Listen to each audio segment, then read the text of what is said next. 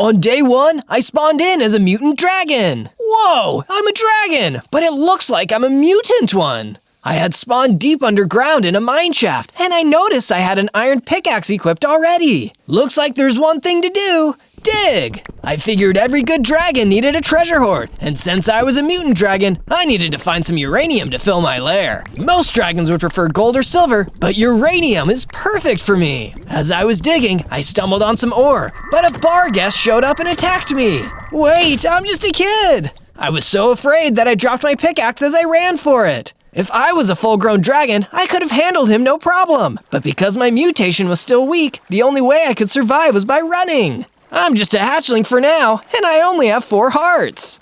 I tried to make my way to the surface, but I was intercepted by another bar guest. Oh no, I guess there was more than one. I was boxed in on all sides with no escape. Ho ho ho! I've got you! Now I can eat this dragon and absorb his mutagens to become unstoppable. Well, this isn't good. I was dragged away and thrown into a cage. On day 2, the bar guest brought in another prisoner who had also planned on eating. At first, I thought he was a normal rooster, but when I looked again, I realized that he was a cockatrice. Dinner! Meet the appetizer! We hope you two can get along. When the bar guests left us alone together inside of the prison, the cockatrice ran around the cage in fear. Ah! Don't eat me! It's alright, I might be a little mutated, but I'm a dragon just like you. That means I'm a friend. Call me Zozo. Oh, thank goodness! Another dragon! I thought I was gonna become a chicken dinner. My name's Rusty. Nice to meet you. I bet if we work together, we could break out of this place. Well, I do have the ability to chew through stone. All cockatrices do. Perfect! Let's do that! Rusty ate through the stone floor of the prison, and we were able to make our escape. But we were soon interrupted by a huge pit with lava at the bottom. Oh no! We can't go any further! Don't worry, Rusty. I've got abilities too. I had Rusty get on top of my back, and together we jumped out into the pit. I used my mutant wings to glide slowly towards the opposite side. And just like that, we had made it past the lava pit. That was impressive, Zozo. Thanks, Rusty. We stayed underground for a little while longer before Rusty dug us a path back to the surface. We decided to split up for now so that the bar guests would have to do the same to catch us. On day 3, I found myself inside of a strange forest that I didn't recognize. I wasn't sure if I was still in bar guest territory, so I wanted to lay low, but my hunger meter had other plans. I have to eat something. Fast! I skulked around the woods and ambushed some cows for meat. It seemed like I was the only mutant animal around, so all the other ones were scared of me. I had to be extra careful if I wanted to hunt successfully. I also picked up some fruits and vegetables because dragons are omnivores. We'll eat anything. Just then, I noticed there was a bizarre creature approaching me. Greetings. Who are you? What? You don't recognize a fellow mutant when you see one? I'm a mutant dragon. What are you a mutant of? I am half mutant crab and half mutant brain. Call me Dr. Invertebrain. I don't get it, but that's okay. I'm Zozo. You need to listen to me, Zozo. There are a lot of enemies after us mutants right now, and I've got some knowledge that can keep us safe. How do I know I can trust you? Because I'm a brain. It's my job to be smart and think of things, so you just leave that part to me. This way. Then Dr. Invertebrain crab walked deeper into the forest. I wasn't sure if I should follow him, but I felt like I'd be in more danger if I didn't.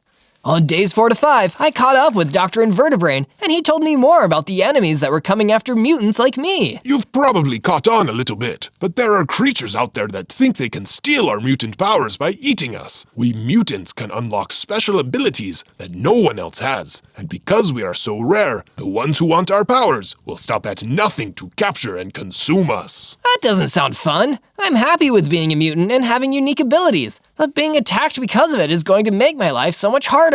Mine too. I suggest you try to awaken your greater mutant powers as soon as you can. Those will help protect you against the enemies. Thanks for the tip, Doc. One more thing. Here are some stone tools to replace the pickaxe you lost. Another way to keep safe is to make a base where they can't get to you. With the new set of stone tools that Dr. Invertebrain had given me in hand, I set off in search of a safe area to build my base. It had to be a place where I could keep a nice treasure hoard, as well as store all the food I had gathered up in the strange forest. I reached a small valley between 2 hills and decided that it would work. I began working on my base straight away, and it was coming together nicely. Eventually, I'll have a nice big lair where I can store all of my belongings. I had barely started when the same Barghest from before showed up again. You won't escape this time, Zozo. Suddenly, he attacked with full force, trying to capture me again. I drew my stone sword and tried to fight back, but he was too strong. That's when I remembered what Dr. Invertebrain said to me back in the forest. I have to unlock my greater mutant powers. I concentrated, and seconds later, I was able to use a breath weapon of green energy that blasted the Barghest back. It wasn't fire like you might expect for most dragons, but I wasn't most dragons. I was a mutant dragon, and the Barghest was done for. Suddenly, I felt my dragon powers tingling, and I started to get bigger. And whoa, I've gained 6 more hearts. I felt stronger than ever before. Maybe I could do this after all. On days 6 to 8, I left the base to go search for Rusty. I figured since the Barghest wouldn't be bothering me anymore, he would also want to know. I had a feeling that my problems as a mutant were far from over, but at least I could tell my fellow dragon friend that he was safe. I wonder what Invertebrain really meant about enemies. It couldn't have been just the Barghest, because they were pushovers once I activated my real powers. This thought stayed with me until I met up with Rusty next to the strange woods. Hey, Rusty! Zozo! I took care of those guys that were trying to eat us. We should be safe now. That's great news, but you should still be careful, Zozo. I've heard that there's a bad guy on the loose who is trying to gain mutant powers the same way that those Barghests wanted to. Sounds bad. I'll keep my eyes out. Thanks, Rusty. When I got back to my base, Dr. Invertebrain was waiting there. I told him that it was true that there was still a bad guy out there hunting mutants, and he agreed to tell me more. I too know about this evil hunter of mutants. In fact, I once had to deal with him face to death. His name is Zed, and he is the Duke of Dragons. The Duke of Dragons? You mean the ruler of dragonkind is after me, even though I'm a dragon? It makes no difference to Duke Zed whether you are a dragon or not. As long as you are a mutant, he will try to steal your powers. From now on, you must be wary of every dragon you meet. Did that also include Rusty? I was starting to get worried about our friendship. There has to be a way I can go live with other dragons, even though I've been mutated. There is one way. If you find a way to pass your mutant powers onto someone else, then Zed would have no reason to come after you. That might work. Do you have anyone in mind? I just might. But in order to do it, we need a power transfer stone, which can only be found on Sunny Mountain. In that case, I'm off to get the stone. On days 9 to 10, I made the trip out to Sunny Mountain to seek out the power transfer stone that Dr. Invertebrain had told me about. I had to find a way to become a normal dragon so I wouldn't have to worry about people trying to steal my mutant powers. The path up the mountain had no trees, so the sun was beating down directly on me. Now I know where the name comes from. Farther along, I noticed a ruined set of standing stones, and I thought that maybe that was where the power transfer stone was. I went over to investigate, and a Geonock appeared. So, another mutant has come to claim the power transfer stone. Dream on! I am the stone's protector, and you should turn back now. No way! Getting that stone is super important to me. If I have to fight you for it, then consider this battle begun. I unleashed my breath attack, but the Geonock seemed resilient to my mutant powers. I realized I would have to use my sword for this, but it was stone against stone, so it wasn't doing anything either. Will you not turn back, even though it is futile? Of course not. I will never give up. Then perish. You first. Right when I needed help the most, a sunbird swooped down and gave the Geonock the hot foot with its fire breath. The Geonock's outer layer started to weaken, so I hit him with my sword until the battle was over. I went to retrieve the power transfer stone from the standing rock formation, and then I thanked the sunbird that had helped me. We flew down the mountain together, stopping at the bottom of it for a quick chat. Thanks for the help. I'm Zozo. I am Tibernius, the winged warrior, and I am on a quest to find the next Duke of the Dragons. I saw that you were a dragon in danger, so I dove in to rescue you. That was very nice of you, but I've got nothing to do with any Duke of Dragons. That's by choice. Anyway, I need to get this power transfer stone back to an ally of mine. Don't tell anyone I was here. On days 11 to 12, I found that Dr. Invertebrain was still living at my base, which was what I was hoping for since I planned to give him the power transfer stone. I retrieved the stone, Doc. Ah, perfect. My plan is going perfectly. By that I mean our plan is going perfectly.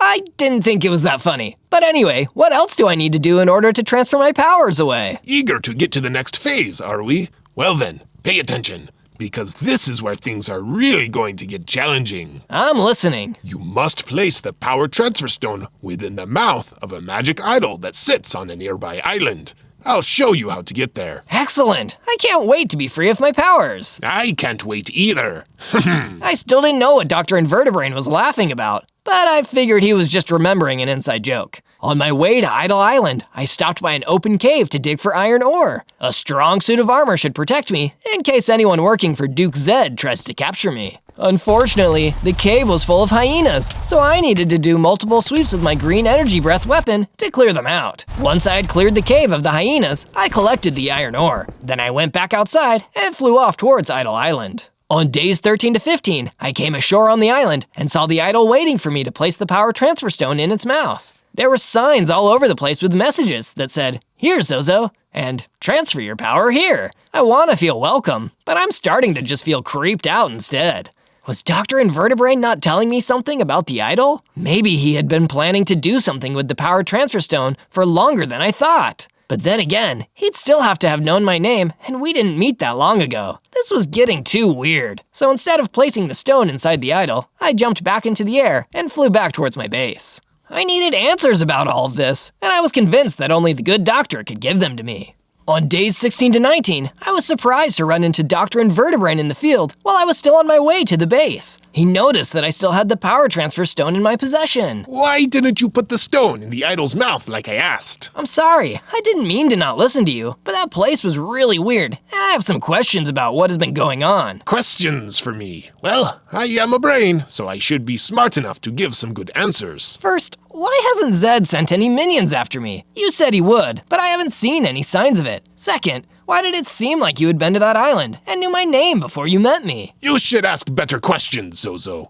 Those will get us nowhere. Just leave the rest of the thinking to me, will you? All right, but I'm still confused. When I made it back to the base, I was startled to see Tibernius the Sunbird there waiting for me. It is you! You're the one I've been looking for! We need your help quickly! The Duchy of Dragons is under attack! The Duchy of Dragons? Isn't that the place ruled by Duke Zed of the Dragons? Wait, did you say I was… There's no time! You're the only one who can stop that madman Dr. Invertebrain! What? It couldn't be true. I followed Tibernius, and the two of us hurried to the Duchy of Dragons. Once we got there, I saw that it was being attacked by Dr. Invertebrain. He was using mutant powers to destroy the buildings. Invertebrain, stop this! What are you doing? I tried to do this the nice way, but you chose to defy me. Now, because of you, your people will suffer. I don't understand. You said the dragons wanted my powers. No, you fool! I want your powers so I can become the most powerful mutant who ever lived. And I would have had them too if you had just placed the stone in the idol. I'm not doing that. I'm not listening to you anymore. You're going down. I charged in and prepared to use my powers, but he hit me with a mutant energy attack before I could. Due to the power of it, I was knocked out cold.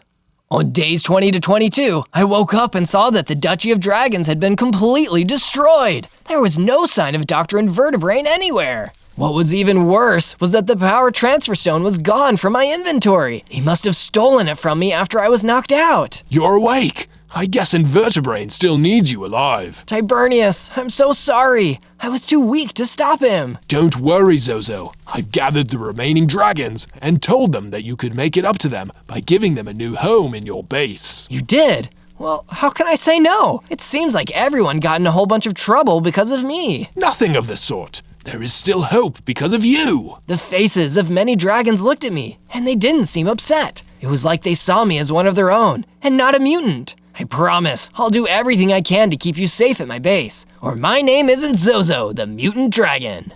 I spent the rest of the days gathering materials and expanding the base outward so it looked like the new Duchy of Dragons. I added a bunch of houses for the dragons and a bridge to connect them all. I wanted to make it feel like the home they lost and provide a safe space for them. On days 23 to 26, I was searching a nearby mountain for some gold that normal dragons really like and found a hidden canyon with loads of it. The canyon seemed to be crawling with aggressive machas, which seemed to be very territorial and seemed like they could deal a lot of damage. I better go out of my way to avoid a fight. I went deeper into the canyon undetected, but it turned out that some of the others weren't so lucky. I saw a zombie getting attacked by the machas. He looked like a mutant too, just like me, and was punching them with his green fists. Hey, fellow mutant, we should work together. I can help you. No way! You're just gonna try and steal my powers, aren't you? Just like Invertebrain. I promise I won't. He tried to do that to me too. It sounds like we've got a common enemy then. Okay, I'll accept a hand. I jumped in to help and used my energy blast to scatter the Makas so the mutant zombies could take them out one by one with his punches. Together, we defeated all of them with ease. Thanks for the assist. I had almost given up on my fellow mutant. Here's a tip about unlocking your powers as a reward. The mutant zombie showed me how to focus my energy into my limbs like he did. Thanks to his demonstration, I could jump super high with an energy-powered wing boost. Thank you. I'll make sure to put this power to good use. If you see Dr. Invertebrain, give him the old one too for me. On days 27 to 31, I found some sheep wandering through a burnt plain. Meh. So hungry. What happened to all the grass here, guys? There was some kind of evil energy blast, and all the grass got burned up. We used to graze here all the time, but now it's gone. Don't worry, the grass is always greener on the other side of the valley. And by that I mean, my base has some grass you could eat. Meh. Thank you. The sheep and I returned to my base. I then built them an enclosure around a grassy field where they could live and eat peacefully. After that, I went to see Tibernius and noticed he had created a training area where everyone could practice sword skills. We need to be ready in case of another attack, especially because Duke Zed and his noble guard have gone missing. That's right, I almost forgot. There are still some dragons that fled the city during Dr. Invertebrain's attack. We've got to make sure to find them. I'm sure they'll turn up, but for now, we should prepare for Invertebrain's next move. Meanwhile, unknown to myself and Tibernius, the evil doctor had been growing more powerful. He had captured that mutant zombie I had met in the hidden canyon and was using the power transfer stone and the island idol to drain the zombie's powers and add them to his own. You'll never get away with this, Invertebrain. Oh, but I already have. And I'll keep transferring the powers of every other mutant to myself until I'm all powerful.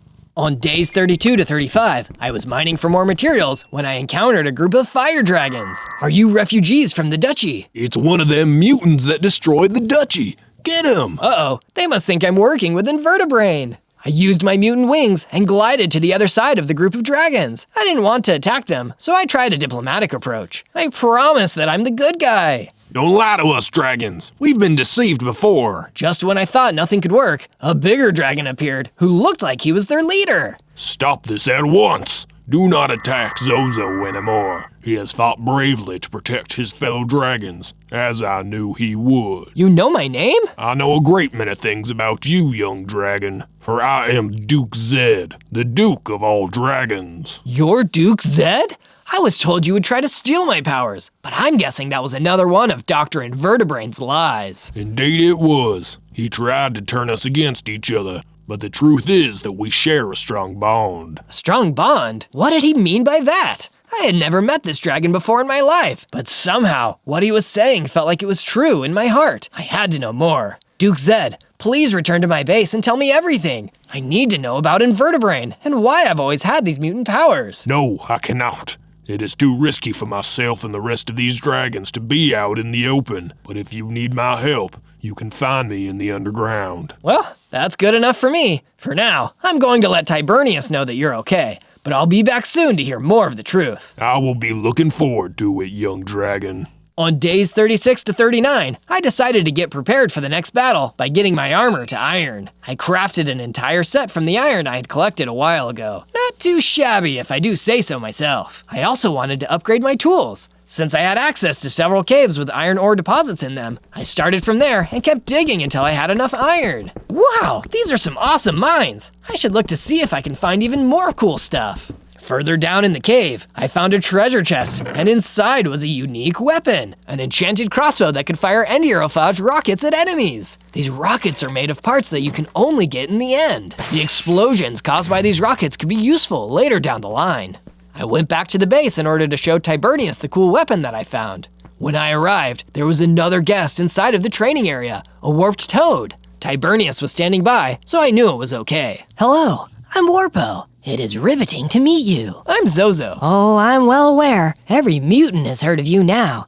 You're the mutant dragon who defied Dr. Invertebrain. You're a mutant too, Warpo? Why, yes I am. There's somebody I need to take you to see. It's an old friend who has some important news about the battle between good mutants and evil mutants. You should go, Zozo. Don't worry about the base. I will defend it for you. Thanks, Tibernius. That makes me feel a lot more secure. It'll be a few days' journey, but I promise you that what they have to say is worth the journey. All right then, Warpo. Let's get a move on. On days 40 to 43, I traveled with Warpo until we arrived at the home of the person he wanted me to talk to. It turned out to be none other than the mutant zombie that I had helped before. He was now just a normal zombie because Dr. Invertebrain had drained his mutant powers. He told me everything about the power transfer stone and the island's idol. So that's what would have happened to me if I had gone through with it. Glad I avoided that. Us too. You're the only mutant whose powers come close to matching Dr. Invertebrain's. That's why he wants your powers most of all. That might be true, but how can I become more powerful than him? The last time we fought, he knocked me out easily. That's why we're here.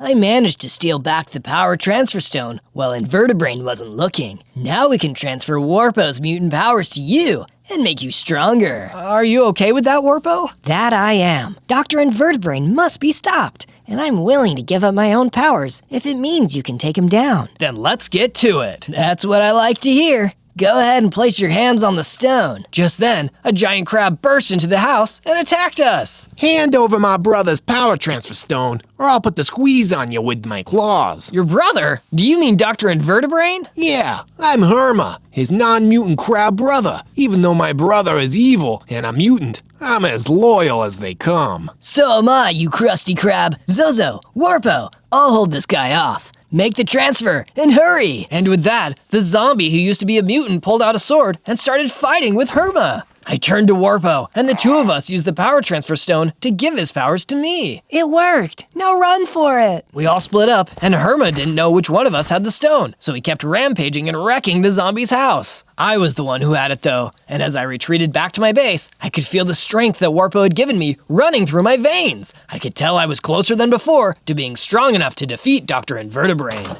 On days 44 to 49, Zed showed up at the base with the remaining dragons. I did my best to make sure they felt welcome. After that, I made sure no one was coming towards the base by checking the surrounding area. Once I knew everyone was safe, I met with Zed alone. I thought you were going to stay in hiding. I was, but learning of a certain powerful item changed all of that. I think that my subjects and I have discovered the key to defeating Invertebrain. Go on. We have reason to believe that there is a way to build an idol just like Invertebrain's. An idol that can amplify the power transfer stone and allow you to take his mutant powers before he takes yours. You mean I could defeat him by giving him a taste of his own power-stealing medicine? Exactly, Zozo. But it will require you to build the idol in a particular shape before you switch the power on. Whatever must be done, I'll do it. Thanks, Zed. You're actually a really cool guy. I began to build the specific structure needed to house the idol. It was important that I get this right, because I was up against one of the most powerful brains in the world. When it was prepared, I left the base in search of the rest of the idol. On days 50 to 53, I went to a village that Zed said would be able to give me information about building the idol. It was an island village of crafters who specialized in building powerful idols like the one I found on the island so many days ago. They might have accidentally helped Invertebrain in the past, but today they would be able to help me. I asked the village blacksmith for information, and he turned out to be just as willing to help as I hoped. The secret to the island's power is in the crystal eyes. The more pure the crystal is, the more it can amplify the energy of the stone that is placed inside of it. I see. Do you know where I can find these crystal eyes? They are extremely rare. Almost as rare in this world as, well, mutants are. I can't tell you anything more concrete than that. Sorry. That's okay. Thank you anyway. I left the idol crafter's village and decided to return to base. I was going back the way I came when I saw a mutant spider pig being attacked by a Pterodon, a fellow mutant. Hey, do you need help? Before I even managed to get close, the spider pig used a blast of mutant green energy to take down the Pterodon. Oh wow, it looks like you handled it just fine. Your powers are really strong. Do you want to lend them to me? The spider pig just shook its head and left. It didn't seem interested in sharing its power. So that's how it is. Every mutant for himself, I suppose. On days 54 to 57, I was still on my way home when Herma ambushed me out of the blue. You thought you could escape, Zozo? Give me the power transfer stone. Never, Herma. You'll just give it to your brother, Dr. Invertebrain, and he'll use it to take my powers away. That is the plan. His pincer attack hit me in the side, and it really hurt. I had taken a lot of damage, but fortunately, I was regenerating a lot faster than normal. This must be the power I got from Warpo, mutant regeneration. So what if you can survive more of my attacks? I'll still cut you down to size. Herma was a tough opponent, and even my mutant green energy blast wasn't able to scratch his powerful crab shell. My brother used to practice his mutant powers on me all the time, so I've become resistant to it. You're nowhere near as strong as he is. I only had one weapon left, and I needed to use it as a distraction. I blasted him with an enterophage rocket. It didn't beat him, but it hurt him enough that I had time to escape. Meanwhile, Dr. Invertebrain was fighting a bunch of Geonox in a place that I had never been before. It turned out there was more than one power transfer stone in the world, and he was going to get the other one. I should have done this a long time ago. Once I acquire the second power transfer stone, I'll outfit my idol with even greater crystallize, so I can transfer power from anywhere. Bwahaha! On days 58 to 62, I returned to find out that my base now looked almost exactly like the old Duchy of Dragons. The fire dragons in Tibernius had been rebuilding it into a brand new capital city for the dragons, since the previous one was destroyed. I decided to join in and build a statue that would make this new home even more special for all the dragons living here. It would surely be the talk of the base when it was complete. For now, it didn't look much like it would turn out to be. I also decided to place a bunch of fire pits to keep the base well lit, even when it was dark outside. That way, no one could get lost in the dark. I went to the training area and saw that it needed more weapons, so I built a bunch of iron swords for everyone to use and handed them over to Tibernius. These are some exceptional swords, Zozo. I will make sure that they are in the hands of exceptional warriors. Back to training, everyone! After all that crafting, I was running low on iron, so I returned to the mines and went searching for some more. While I was at it, I also mined for diamonds. The diamond ore was less common than the iron ore, but with enough effort, I was able to find some. At the end of the day, I had enough diamonds to craft a diamond helmet and diamond chestplate. On days 63 to 66, the blacksmith from the Idolmaker's village showed up at my base. Welcome to the new dragon base, blacksmith. I hope you have some good news to share with me. I don't just have good news, I have great news. The village has located another source of crystallize, and these might be the purest form that we have ever found. No way, that's incredible! If we can get those, then I'll be able to transfer Dr. Invertebrain's evil mutant powers to me and use them for good. That's why I told you first. You were so nice when you came to visit the village. I thought we would lend you a hand in your quest. Thank you so much. Will you lead me to where I can find the crystal eyes? Of course, Zozo. Follow me. We traveled away from the base for a couple days until we found the entrance to the crystal mine. The crystal eyes that we needed for the idol would be inside there, but it looked like it was guarded by some really big Geonox. Oh man, these guys guard everything cool. And if I remember right, they don't take much damage from mutant energy attacks. Well, at least you know where it is now. We can come back when you are ready to take them on. You're right. For now, we should be grateful that Dr. Invertebrain doesn't know where this is. On days 67 to 70, an old dragon friend came to see me at the base. It was Rusty. After all this time, he hadn't forgotten how we worked together to escape from those evil bar guests. Zozo, it looks like you've gotten even more powerful since the last time I saw you. You're looking very well too, Rusty. I came by because another enemy is giving me trouble. I was hoping you could stand up to the mob so I could be safe. You know, like the last time we worked together. Sure, Rusty. Anything for a friend. I followed Rusty back home to his farm, where a tremor elemental was destroying the fields. That's the guy, Zozo. Go get him. All right, Rusty, you wait inside. I'll handle this. I approached the tremor and tried a diplomatic approach to hopefully resolve the situation. But the tremor didn't listen. It just started attacking me instead. Have it your way then. I shot a blast of green energy at the tremor, stunning him in place. It seemed like my powers were growing even stronger. The tremor was helpless, so instead of defeating him, I spared him. You're not going to cause my friend Rusty any more trouble, but I do have a job for you, since you are an Earth Elemental. If you can talk to the big Geonox and have them let me into the Crystal Eye Mines, I'll treat you like a friend from now on. The tremor agreed, and because of that, I had a way into the Crystal Eye Mines when the time came, and that time would be arriving sooner than expected. On day 71 to 74, Herma had made his way to the base and was smashing down the dragon's houses. It was like the destruction of the duchy all over again. I can't let this happen to my dragon friends. Herma, you've gone too far. Ooh, I'm shaking. Actually, no, I'm dancing. I'm dancing with joy because it's so much fun to stomp on your dragons.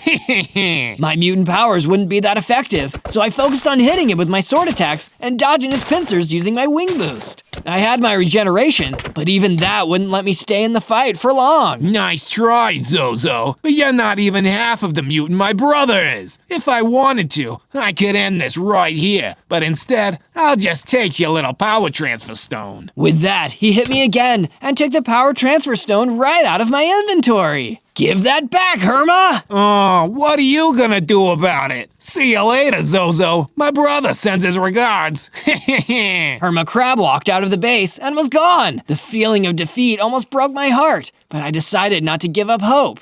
I built back the parts of the base Herma destroyed and equipped the walls with cannons in case he returned. The time would soon arrive when the dragons would have to face not just Herma, but our real enemy, the evil mutant Dr. Invertebrain. Speaking of that dastardly villain, he had found the village of the Idolcrafters and was using his greater mutant powers to threaten them into revealing the location of the pure crystal eyes. By now, my brother has successfully taken the first of the power transfer stones from Zozo. Once I get the purest crystal eyes, my idol will be able to take the power not only from Zozo, but from every mutant in the world. I will become the ultimate mutant just as I had planned to! On days 75 to 78, Duke Zed announced that he and the Fire Dragon would be leaving to go back into hiding. I tried to persuade him to stay at the base where it was safe. Why do you have to leave, Zed? This base could be a new home for all dragonkind. Everyone worked so hard on it. There is no point in staying here when Dr. Invertebrain could show up and destroy it,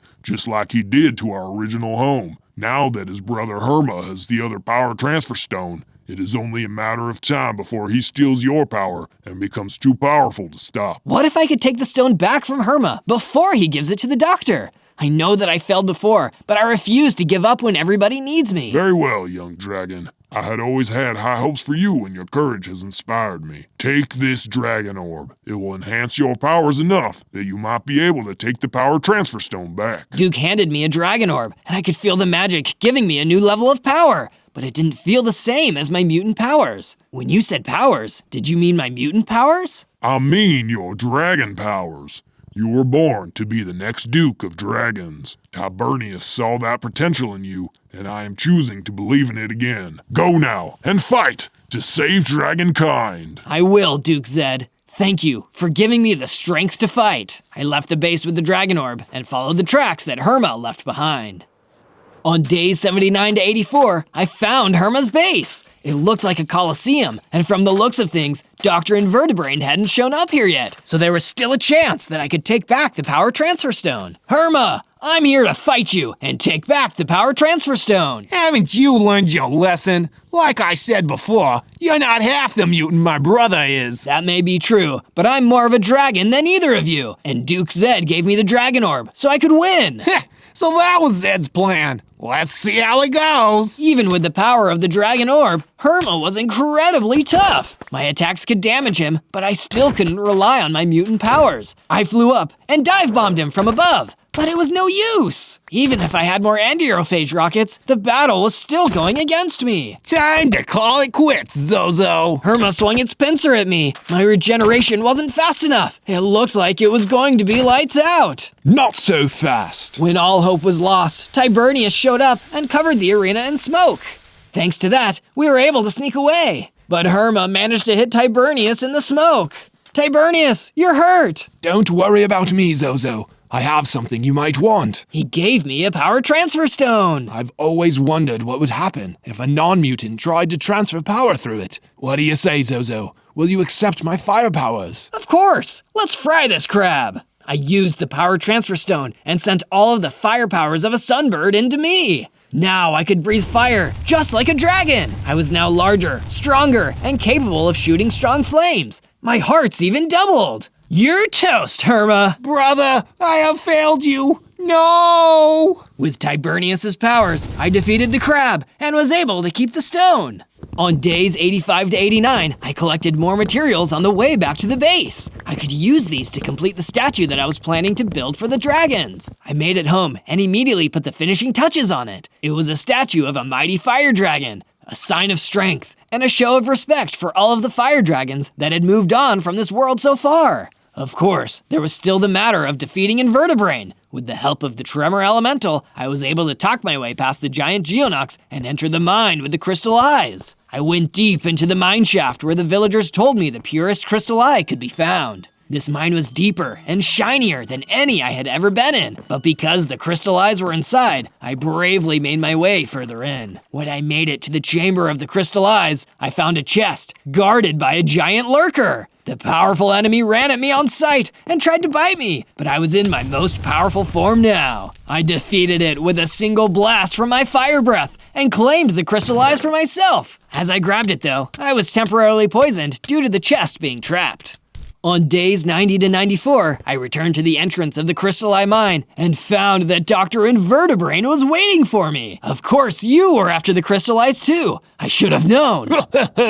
And thanks to you, I don't have to bother getting past those Geonox guardians. Seems like you are helping me again, Zozo. Just like old times. I will never help you again, Dr. Invertebrain. You betrayed me. I got those crystal eyes for one reason, to defeat you and save the dragons from your reign of destruction. It wasn't me who betrayed you. You were the one who betrayed me. All you had to do was give up your mutant powers and you could live freely. But you sided with the dragons instead. And then you destroyed my brother. This is a warning, Zozo. Hand over the crystal eyes, and I will spare you after I take your powers. Disobey me, and I will wipe out both you and all the dragons, including Duke Zed. I'm not afraid of you. I may not be as mutated as you, but I have Tibernius's fire powers and the dragon orb. I am everything that my friends made me. I will win. So be it.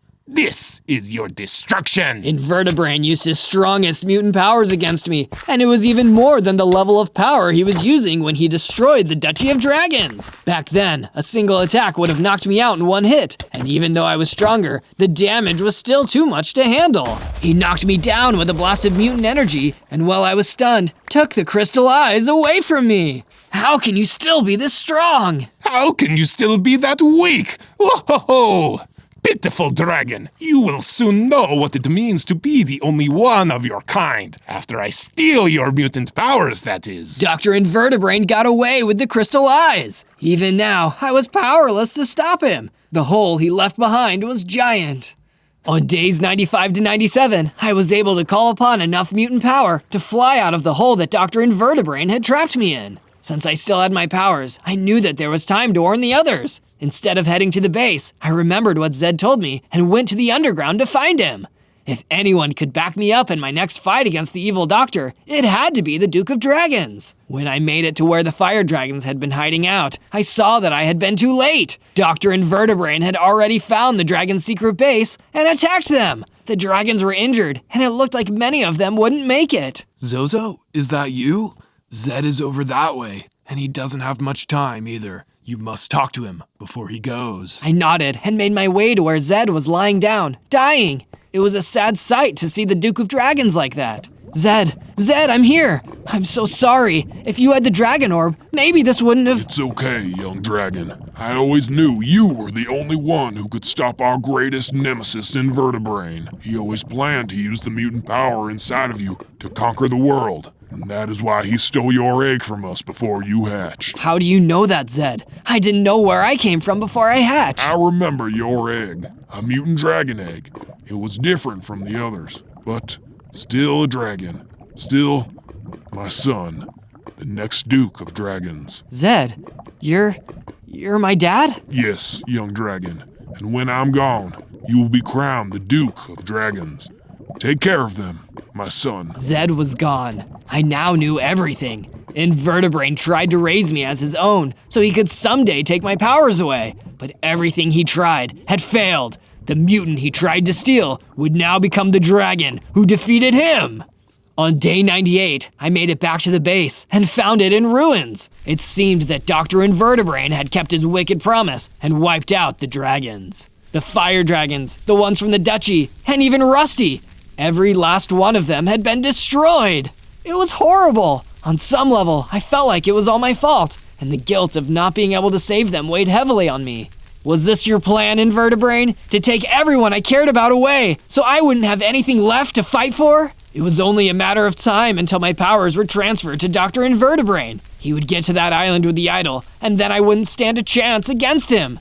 This is hopeless. There is always hope, Zozo. Your father believed this. Hibernius! Look at me, Zozo. I gave my fire powers to you because I believed in you. And even in my powerless form, I still believe in you. What can we do? He was always stronger than me, and even if I win, I can't bring everyone back. Perhaps you can. Remember what powers you have now. If you have the pure crystal eyes, you'll be able to transfer power into yourself, but also to others. Of course. If I transfer your firepower to the dragons, along with my regeneration, the combined power could revive them. There's only one way to find out. Let's take those crystal eyes back. Together, Hibernius and I vowed to do just that. On day 99, I raced to the Idol Island to confront Dr. Invertebrain. The 2 power transfer stones and crystal eyes were floating next to the idol, and he was about to combine them. I dive-bombed over and grabbed the crystal eyes and power stones from the magic stones they were on. Zozo, you dare disobey me again? I dare. You thought you could crush my spirit, but like I've said time and time again, I don't give up. You're not thinking straight, that's why. Only I have the brains to rule this world. You should have just let me do the thinking. Your thinking stinks, Doc. I'm going to fix the damage you've done. I flew high into the sky with the crystal eyes and power transfer stones, then glided over the water to land on the mainland shore. There was no way that crab could catch up to me now. I zoomed back to the base and placed those pure crystal eyes next to the idol that I had built many days ago. Then I flipped a switch to combine them. Please work, please work! I let my powers go, and they flowed into the machine to be given to all of my fallen dragon friends. The fires within the dragons began to reignite, and they regenerated back to life. Rusty was the first to show up. He ran over to me and jumped for joy. I'm saved. You did it, Zozo. Giving us your mutant regeneration power saved us. Don't forget the firepower, too. Courtesy of Hibernius. You better believe I won't forget it. I feel all warm inside and fired up. Put an end to that Dr. Invertebrain once and for all. Thanks, Rusty. I'll make sure to defeat that Brainiac once and for all, and make the land safe for all mutants and dragons alike. On day 100, Dr. Invertebrain looked up to the sky and saw me flying towards him. What? What are you doing back here? After saving all of the dragons by sharing my power with them, I've come back to finish this. You're going down, Brainiac. Curse you, Zozo! If you think you can beat me now, I promise you that you are still too weak. Maybe alone I was, but not with everyone having my back. All of my friends believe in me, and I refuse to give up or let them down. I attacked and blasted Dr. Invertebrain with my flame. That wore him down enough that I could face him in close-quarter combat. We battled, mutant against mutant, hitting each other with all we had. He was strong and evil, but I didn't let up for even a moment. You tried to control me, to take everything from me. But now, I will defy you again, and it'll be the last time you order me around. Zozo, think about what you are doing. I fired up one final blast of my remaining fire mutant energy and destroyed him. No! The battle was over. Now the rebuilding of the Dragon Duchy could begin, and all mutant and dragon kind could finally live in peace and harmony. I may have been born a mutant, but because of my heart, everyone was now free to be who they truly are. On day 1, I spawned into the prairie as an awesome Venom dragon! Whoa! That must be what happens when an alien symbiote fuses with a dragon! I wonder what awesome powers this will give me! But I didn't have much time to think about what awesome powers being a symbiote-infused dragon would get me, because I suddenly saw a small group of heavily armored royal guards running towards me! Uh-oh, those guys look a little sinister! I should get out of here! I turned and ran as far from the royal guards as I could, but I was only a baby Venom dragon with 10 hearts, so I didn't have that much energy. Still, I was able to outrun the royal guards and stop to rest. Jeez, I just got here, and already I've got gangs of armored goons running after me. What's going on here? Your capture is going on here, knave. I turned and saw one of the royal guards standing right behind me. I haven't done anything wrong. Trespassing and suspicious behavior. Our master, the Chief Evoker, demands that we take in any possible accomplices of the Accursed One. A cursed one? I've never even heard of him. Oh, forgive me for not believing that. Come with me right now, little Venom Dragon, or I'll be forced to call in reinforcements, and they're a lot less kind than me. At my current tiny strength, I had no choice but to go with him. On day 2, the royal guard who'd captured me took me back to a base somewhere in the prairie. There was a small structure that seemed like a headquarters and a large walled courtyard protected by a secured door. What is this place? Is this where that Chief Evoker guy lives? The Chief Evoker is in a different biome, trying to build alliances with other factions so we can ally against the Accursed One. We will keep you in our storage center until he returns. I promise, I've never heard of the Accursed One. Can't you just take my word for it? The Chief Evoker has a good sense for the content of people's souls. When he returns, he will judge your worthiness. He didn't tell me anything after that. He just locked me inside the courtyard where I was trapped with a fungus thrower. Hey, bub. Name's Bogey. What are you in for? I'm Zozo, and honestly, I'm not even really sure why I'm here. I guess because I thought I had something to do with this guy they call the Accursed One. How about you? I'm in here because I don't like authority. The Accursed One, the Chief Evoker, doesn't matter. I don't think anyone should tell anyone what to do for no good reason. Can't say that I'm keen on them right now either. Before we do anything else, I need to get us out of this place. I'm open to ideas, fella. I've been in here for 3 weeks. I think I'm starting to go insane. Bogey's insanity aside, there was still hope here. I waited until nightfall, and then I put my plan into action. I have wings. Maybe, just maybe. I focused really hard until my wings started to carry me upwards. I flew up and out of the courtyard and then landed next to the door outside. I opened it and freed Bogey. You're a real one, Zozo. I hope we meet again someday. We both ran off in different directions, relieved that the royal guards hadn't noticed our daring escape. On day 3, I took flight and sailed through the sky above the prairie. Everything below me looked so tiny. It was breathtaking. I felt like I could do it forever. But I couldn't, as I suddenly realized that my hunger bar was looking uncomfortably low. I needed to get back on the ground and quickly get some food. I landed and started searching for fruit or some animals. That's when I happened upon an apple tree and gathered apples. I tasted them and they poisoned me. I guess a dragon only eats meat. Apples, me no likey. I decided to stay on the ground and rest my wings for a bit when I heard huge, thundering footsteps somewhere in the distance. It was way too loud to be one of the royal guards from earlier. Who could that be? I should check it out. I quickly ran over until I saw a massive figure strolling across the prairie. A giant, tough, redstone golem.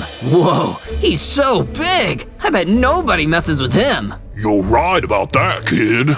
Oh, you could hear me? I can hear a lot. Just because I'm big and tough, people assume I can't be smart and perceptive too. But I'm the whole package. My name's Red. How about you? I'm Zozo, and a lot of people have been giving me trouble lately. Can you teach me how to be big and tough like you? Sure thing, Zozo. So long as you pay me back. Follow me. I'm sure I can teach you a thing or two. From day 4 to day 5, the redstone golem led me to his home biome, the Red Desert. Fun fact, it's named after me, Red. I'm just that cool, you know? Whoa, you're awesome, Red! I'm so happy you're my friend. He led me back to his base and gave me a stone sword and a stone pickaxe. Take these and go make your own place. Red's a lone wolf. Well, a lone golem. You get the idea. First step of learning to stand up for yourself is learning to fend for yourself. Make yourself a base, and then we'll talk about making you big and tough, like me. Sure thing, Red. I took the stone sword and stone pickaxe and flew across the Red Desert, where I started gathering materials to build myself a cool base of my own. It was quite a sight to look at. A beautiful clock tower home I made. It felt good to have something I could call my own. I'm the Venom Dragon, and with help from Red, I'm gonna become the coolest creature in the overworld. I may have yelled that I was the Venom Dragon a little too loudly though, as a small group of royal guards appeared and came running towards me. Oh no, it's time to fight! I pulled out my stone sword and ran in to battle the royal guards. It wasn't easy, but my pure willpower saw me through. I defeated the royal guard detachment and gained enough XP in the process to level up. I got bigger, stronger, went up to 30 hearts, and gained a new power, Venom Breath. Oh man, Red is gonna think this is so cool. I can't wait to show him. From day 6 to day 8, I continued to test out my powers, blowing flames onto trees and cactuses to test their strength. Feels good to finally have some power. Some fire power! Is that even a joke? Oh gosh, who knows? But during my fire practice, I happened to run into an old friend, Bogey the fungus thrower. Hey Bogey, how's it hanging? Been better, been worse. Say, have you had any luck finding that accursed one? I've been on the lookout. I need to find a new authority to rebel against while the evoker is still out of town. Does the accursed one count as an authority? I'm still not really sure what his whole deal is. I've been asking around a lot lately. Turns out, he's been causing trouble around here for years. He's rolled through towns, and they've disappeared that same night. He rarely ever leaves survivors, so it's hard to know who he is and what he looks like. Well, that's worrying. I think I know exactly who to ask about this. I flew over to my good buddy Red and told him everything that Bogey had told me. He immediately knew what I was talking about and had a great idea. Yeah, I've heard about this accursed one. He's a tough customer. Pretty cool, apparently, but obviously evil, too. I've heard that his true power comes from a bunch of dangerous magic users. One of them is the Windcaller. He lives in the Red Oak Forest not far from here. You want my advice? Go take him out. The accursed one won't like that. From day 9 to day 10, I flew straight to the Red Oak Forest, searching for the Windcaller, the first magic user who helped prop up the power of the Accursed One. If I can defeat him, it'll bring me one step closer to defeating the Accursed One himself. When I spotted the Windcaller, I immediately flew down towards him and landed a few feet away. He did not seem happy to see me, to say the least. Get away from me, please! I don't want to fight. I don't want any trouble. That excuse won't work on me, Windcaller. I know the truth about the Accursed One. You're going down! The accursed one? You think you know the truth? You arrogant little dragon! I'll show you how little you really know! He fired an energy blast at me, and the fight was on! The Windcaller was a formidable opponent because of his magic use, but in the end, I was able to take him down thanks to a combination of Venom Breath and Sword Strikes. Sadly, I lost a lot of hearts in the process. Less sadly, Bogey appeared soon after and let me drink one of his healing potions to regenerate my lost health. Bogey, I can't thank you enough. Why are you here? Were you just following me around? Nah, man. I've just been told the Windcaller was the right man to speak to about finding the accursed one. But I guess you beat me to him. He attacked me first, and besides, Red told me to. You shouldn't let other people tell you what to do and think, Zozo. At least not without questioning why first. Come on, Bogey, it's fine. Red has my best interests at heart, I think. From day 11 to day 12, I returned back to Red at his awesome base to tell him that I'd defeated the Windcaller in the Red Oak Forest. Good work, Zozo, good work. Bet you're feeling tougher already, right? Just like I told you, if you listen to your boy Red, everything will turn out all right. It just felt a little weird, though. It didn't seem like he wanted to fight. Isn't that a little strange? Especially if he used to work for that accursed one guy? Don't be a dum-dum, Zozo. He just told you that to try to trick you. You can't trust everything that people say. People lie to get what they want literally all the time. Except me, of course. I'm old school. Fair enough, Red. What do you want me to do next? There are more magic users out there who want to help that big, probably handsome accursed one jerk. In the end, you can destroy that evoker. But first, you need to go back to the Red Oak Forest and take out the Geomancer. Upgrade your gear first, though. He's a tricky customer. On Red's advice, I explored until I found a deep, dark cave, and followed it until I discovered a rich vein of iron ore. This is exactly what I needed. I mined enough iron ore to make the equipment I needed, then created an underground furnace to smelt it all. Soon enough, I had an iron pickaxe, iron sword, and iron helmet. Just in case of a flying accident, my head is protected. Remember to always wear a helmet when riding. But on the way out of the cave, I found another royal guard blocking my path. I found you! The evoker has returned to the base, and he requests an audience with you! Oh, I'll see the evoker soon enough, but I won't be going with you! With a powerful burst of Venom Breath, the royal guard was gone. From day 13 to day 15, I returned to the Red Oak Forest, flying through the trees and keeping my eyes peeled for the Geomancer that Red wanted me to find. It took until nightfall to find him, where I discovered him by the light of his campfire. He was just standing next to it, trying to stay warm. Rather than attacking him straight away, I hesitated, remembering that the Windcaller didn't want to fight me, or at least said that he didn't. Maybe I should at least try to talk to him first. That's the least I could do. So I descended onto the ground and approached the Geomancer. When he saw me, he didn't seem to be bothered. Hello, stranger. It's getting cold. Why don't you come over and warm yourself? I approached the fire and felt its warmth. The Geomancer didn't seem aggressive at all. I had no idea why Red wanted me to destroy him. Mind if I ask you a personal question? I don't see any harm in it. Do you have anything to do with the thing they called the Accursed One? There was a long pause before the Geomancer replied. The Accursed One is one of my greatest mistakes. It was me, the Windcaller, and the Evoker that created him. He was meant to be a weapon for good, but he developed a mind of his own. We have no control over him anymore. He's the monster we created. Something about this whole conversation unsettled me. I didn't know what to believe anymore. I needed to talk to Red as soon as possible.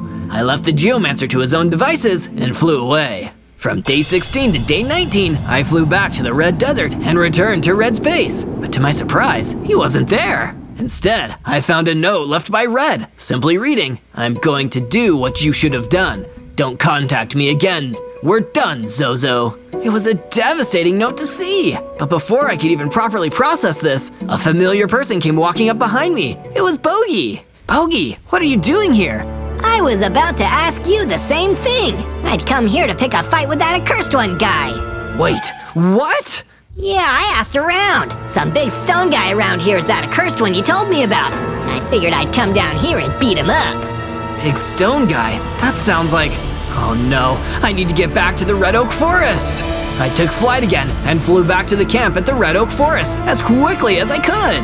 But when I reached the camp, the fire was out, the Geomancer was gone, and only Red remained.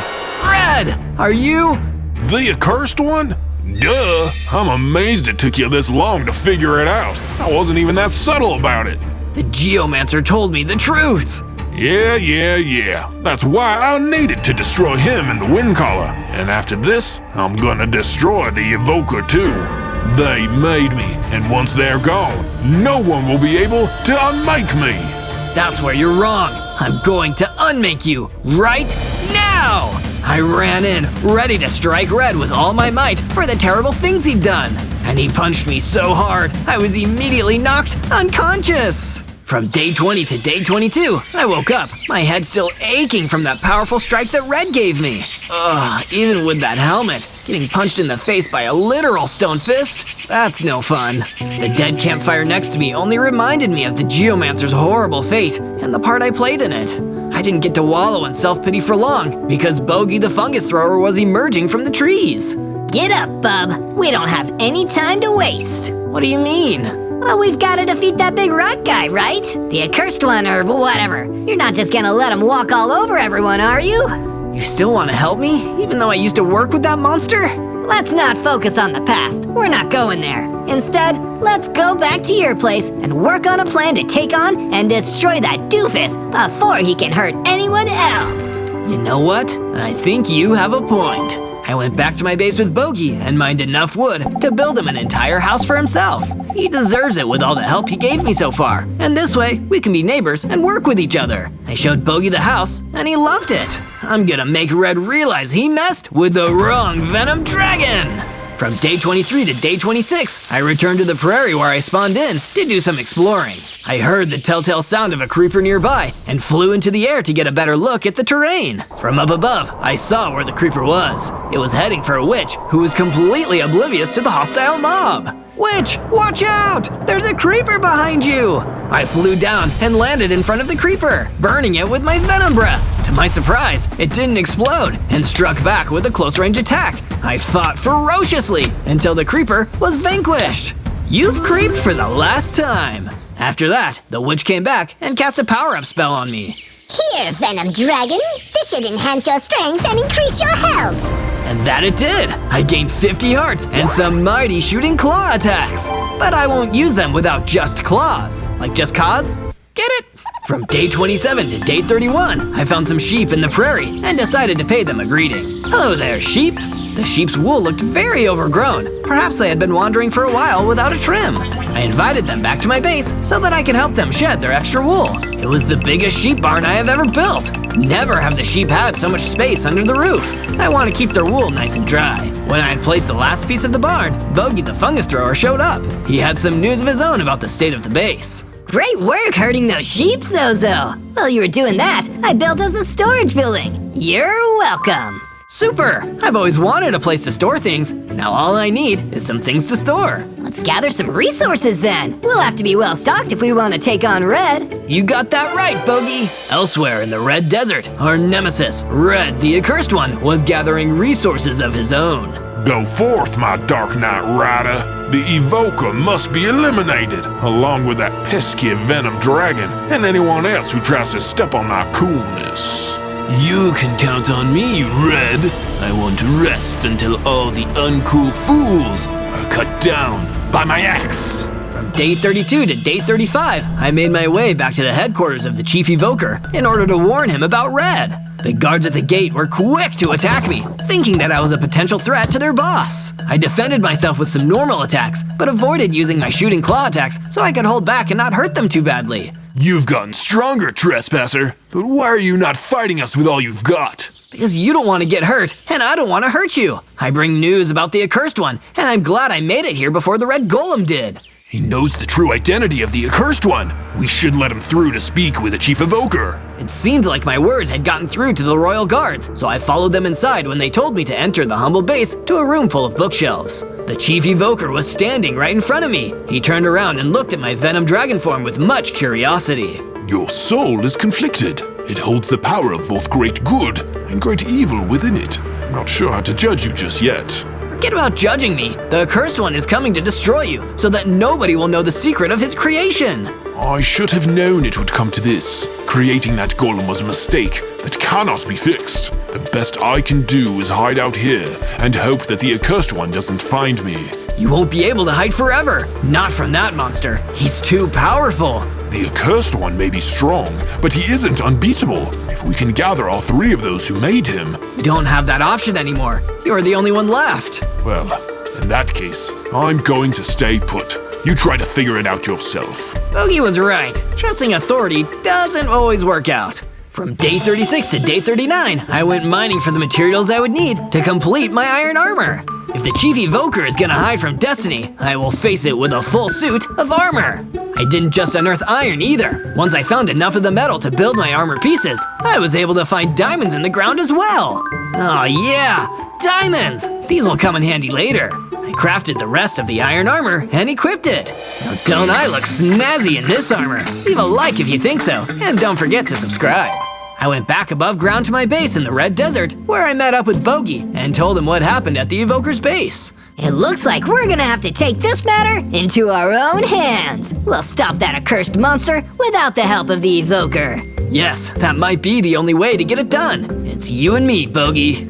Here, Zozo, you can have my favorite machete. It'll help you the next time you're in a tough fight. I equipped the machete and gave it a couple swings. It didn't deal any more damage than my sword, but it sure looked a lot cooler. Later on, I was patrolling the outside of the base when a camel came walking towards me across the sands.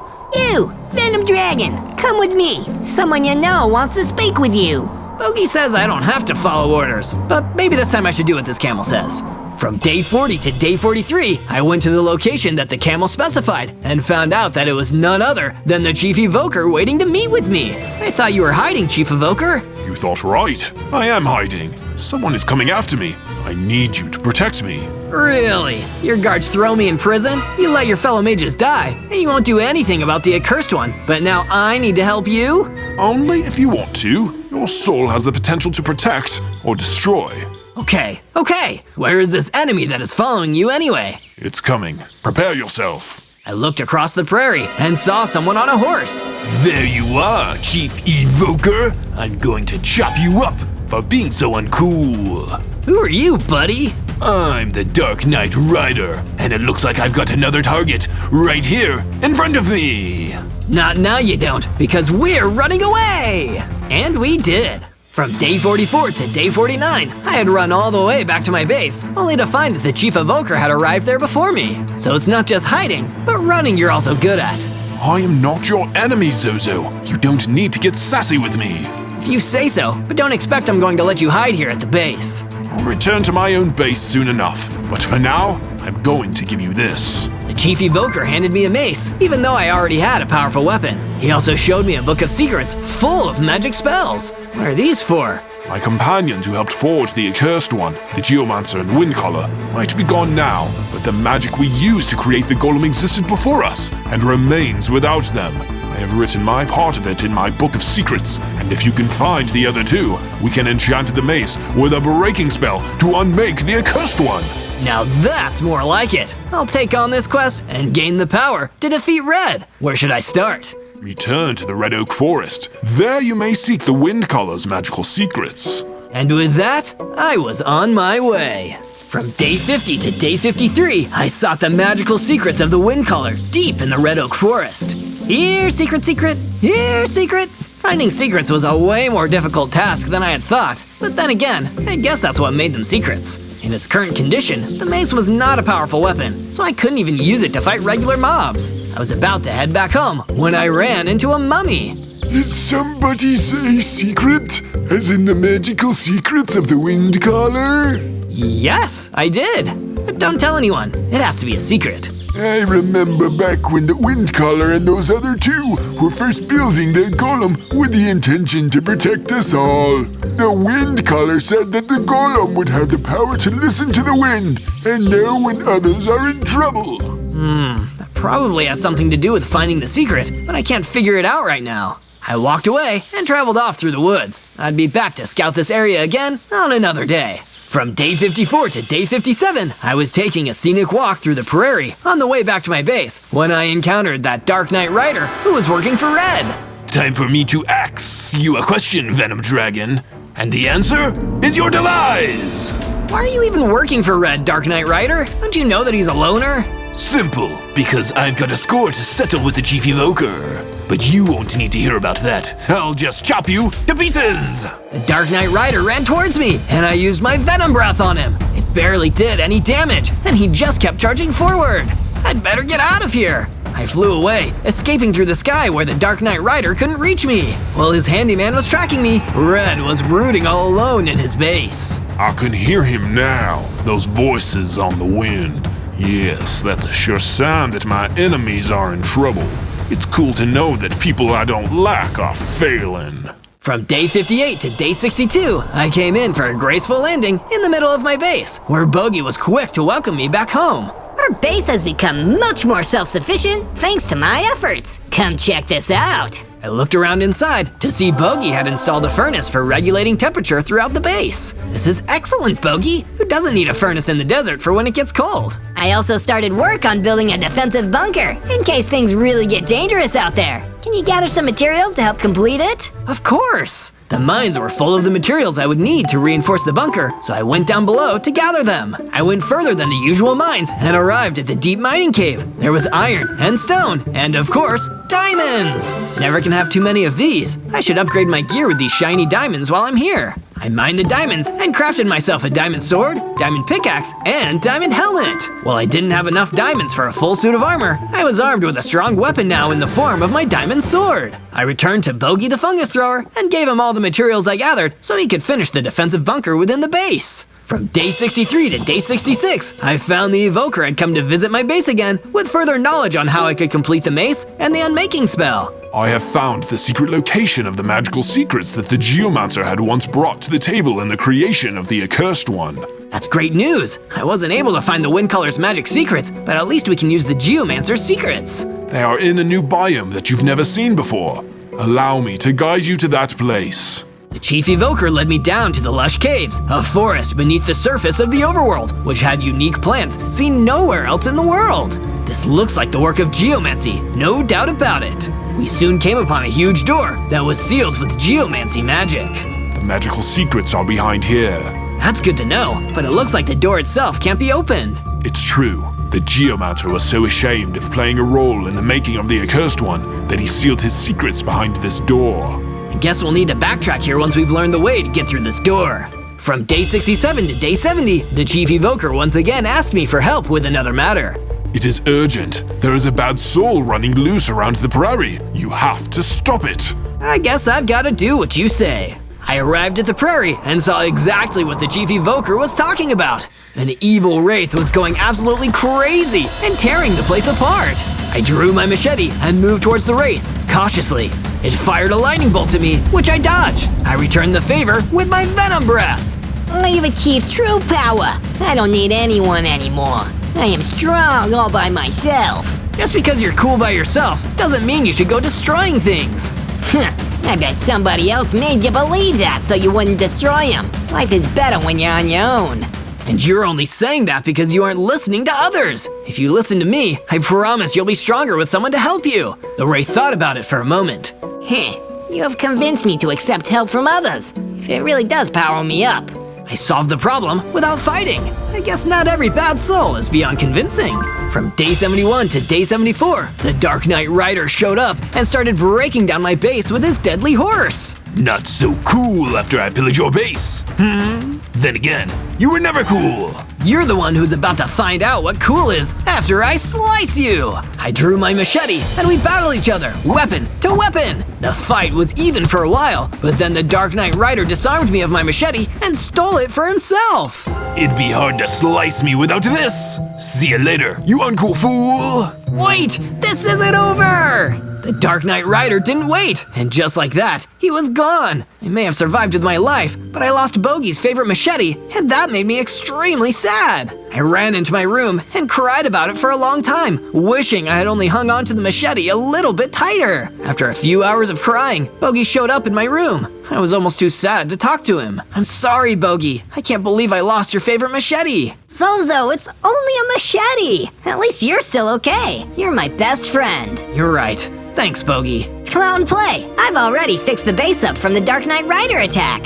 I spent some time with Bogey, not knowing that Red was once again plotting something all by his lonesome.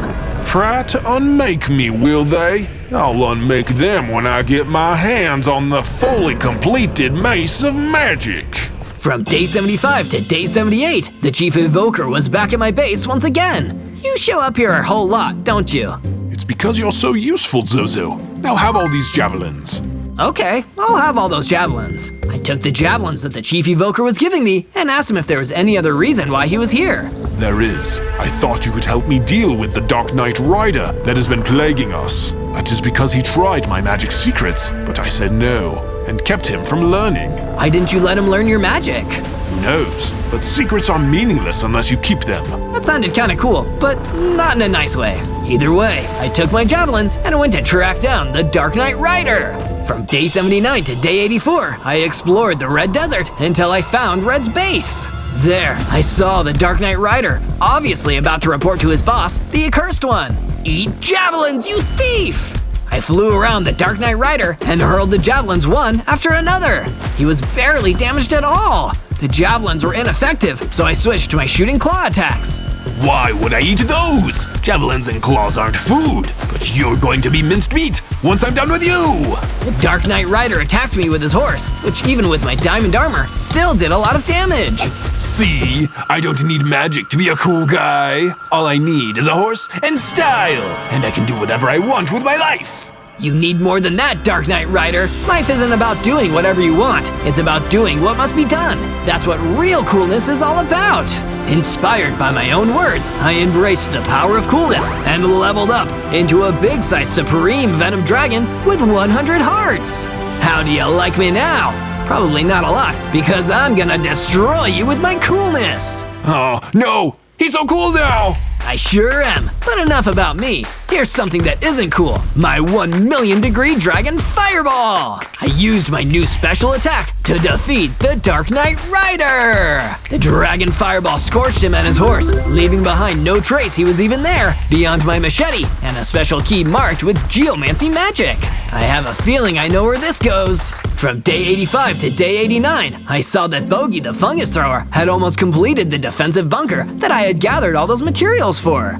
All it needs is a strong door to keep out the authorities. I can handle that. Leave it to me, Bogey. With a few more pieces of iron and glass, I crafted a set of metal warning doors and sealed the chamber by placing down the doors. The defensive bunker was complete. I'll be heading to the lush caves. Stay inside the bunker where it's safe. I brought the special key I got from the Dark Knight Rider to the caves and used the item to unlock the Geomancer's door. Finally, I can enchant the mace with the magic secrets of the Geomancer. On the other side of the door was a giant tarantula that spit poison at me. I struck back with a Dragon Fireball. The tarantula was too tough to go down in one hit, but the second and third fireballs hit their mark and flame-broiled the spidery mob. Now for those delicious secrets. The geomancer had written the secrets on the wall, and as I read them, the mace became infused with power. Could this be the unmaking spell I need to defeat Red? I certainly hope it is. From day 90 to day 94, I exited the geomancer's secret cave with the mace in my hand and found that Red was standing there in the lush caves, menacingly. What are you gonna do with that, Zozo? Are you gonna try and unmake me now, punk? Are ya? It seems like the thing I must do, right? Wrong! You could be free and cool like me if you put down the mace and stood by my side. I can still show you how to be awesome. I'm not listening to you. It's unmaking time. I hit him with the mace, but the charged up magic didn't accomplish much of anything. Was the spell still incomplete? He hit me with a big punch that knocked away almost half of my health. That knocked me so hard, I dropped my mace, which he grabbed and hit me again.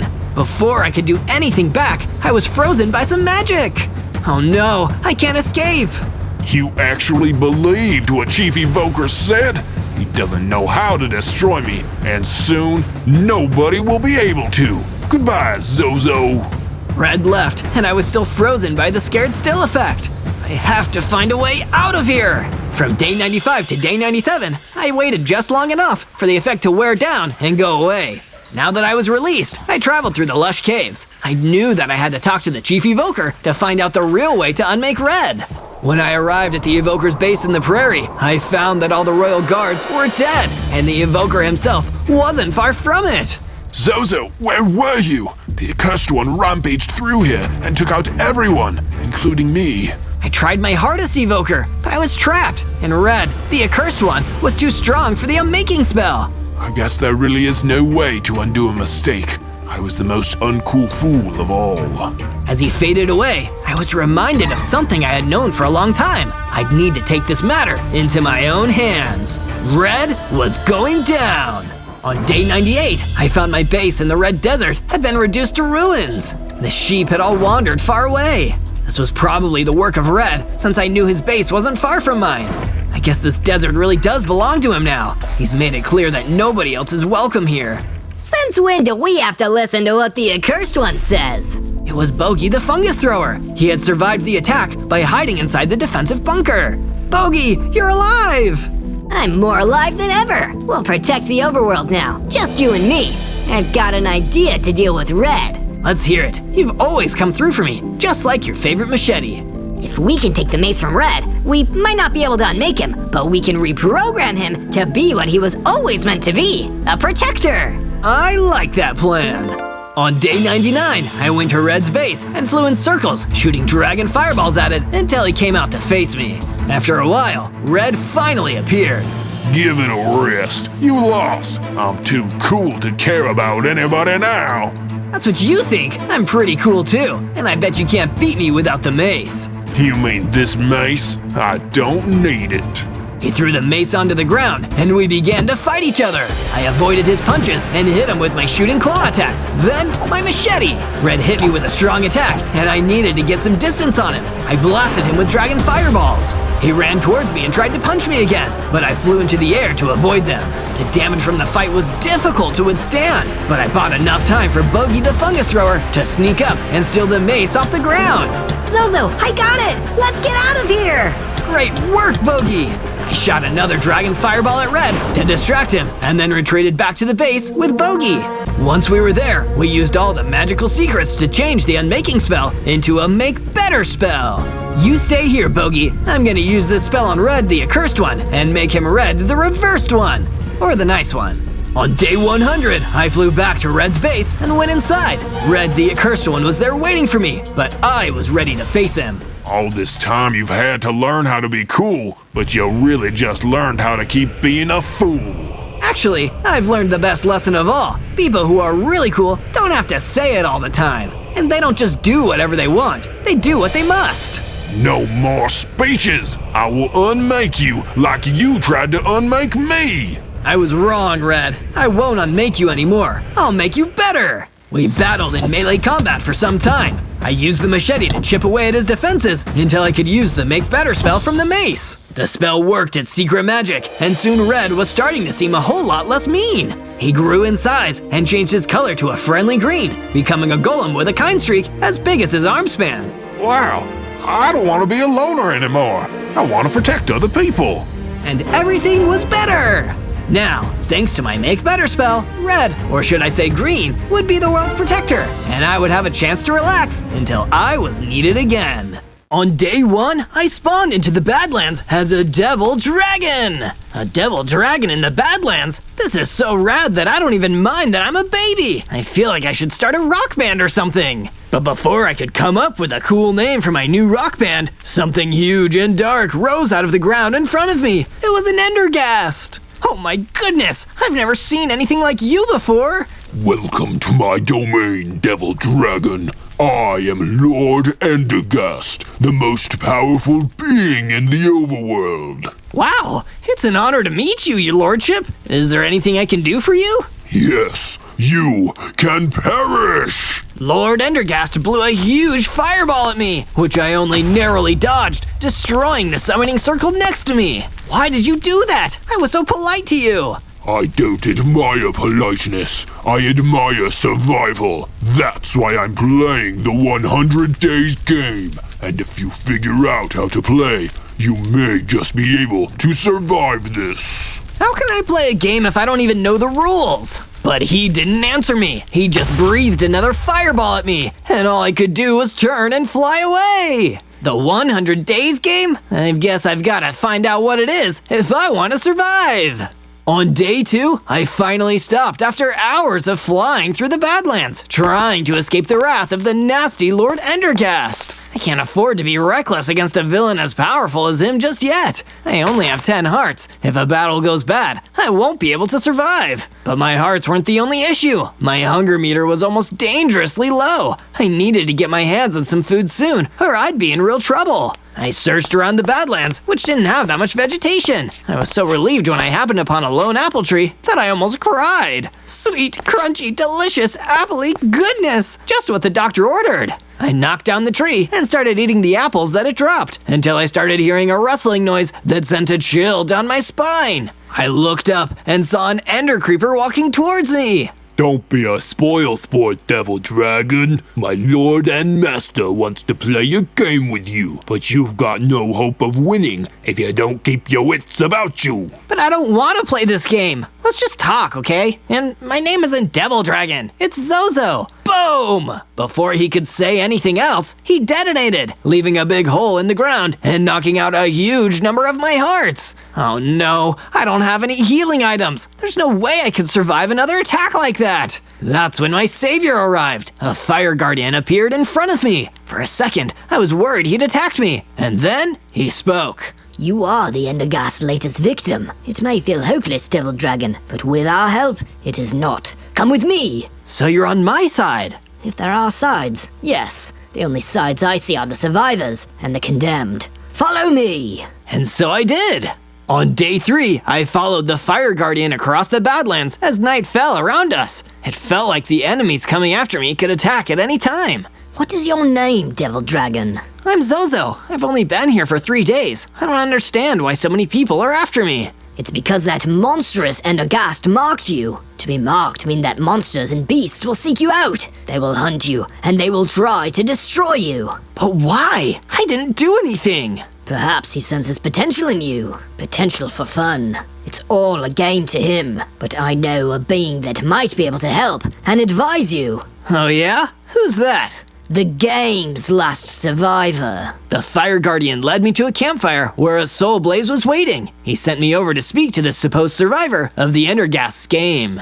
So, you're the new one he picked. My commiserations. You're in for a horrific 100 days. But why? What exactly is the 100 Days game, and how did you survive it? It's a grand hunt. Over 100 days, he'll send everything after you, every challenge and monster at his disposal, of which there are many. You will be pushed to the limit, and you will only have 2 choices, to hide or fight back. I'll fight back! You can't hide from bullies like the Endergast. He'll never give up, so neither will I! There may be hope for you yet. make a base, find weapons, make allies, keep fighting, because if you don't, there'll be no hope for you at all. He gave me a healing potion that I took for my Ender Creeper injuries and went off on my way.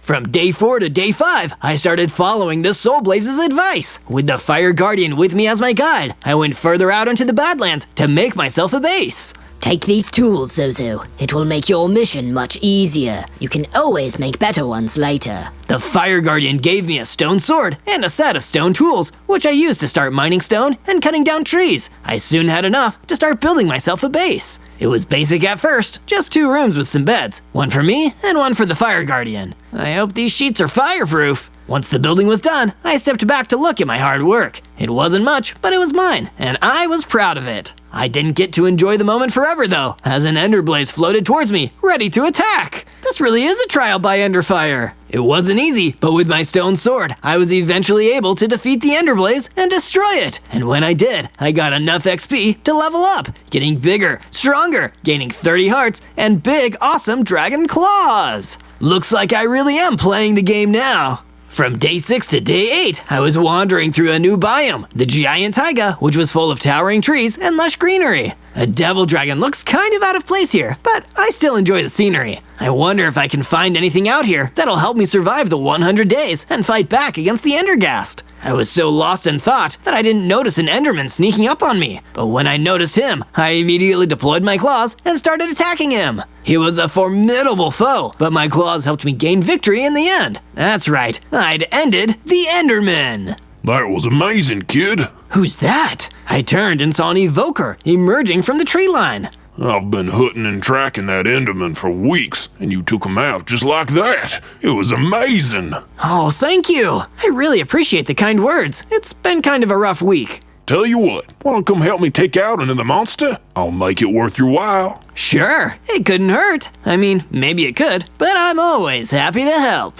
From day 9 to day 10, I followed the evoker through the Giant Taiga until we came upon a deeper, darker part of the forest. What exactly do you want me to take on out here, Mr. Evoker? Truth be told, I need your help taking on a ghast. Oh no, it isn't an Endergast, is it? Endergast? No way. I've never even heard of that. This is just a regular ghast, but that doesn't mean it's not extremely dangerous. Well then, I guess I'll make sure to proceed with caution. And even that caution didn't do me much good. The power of the gas fireballs repelled me quickly. I had to escape just to survive, then went back to my new friend, the Evoker, with my dragon tail between my legs. It's okay, my friend. Don't beat yourself up. How about we write this one off and come back to take him on another day? Thanks for your patience, Mr. Evoker. Say, why don't you come back and stay with me at my base? I really need some people on my side right now. I'll never turn down a free room. Lead the way, Dragon Boy. From day 11 to day 12, we made it back to my base, and I immediately started working on a room where the Evoker could stay. It was super easy, and before long, he had a brand new place to stay right next to my room. When I was done, he came up to talk to me about something.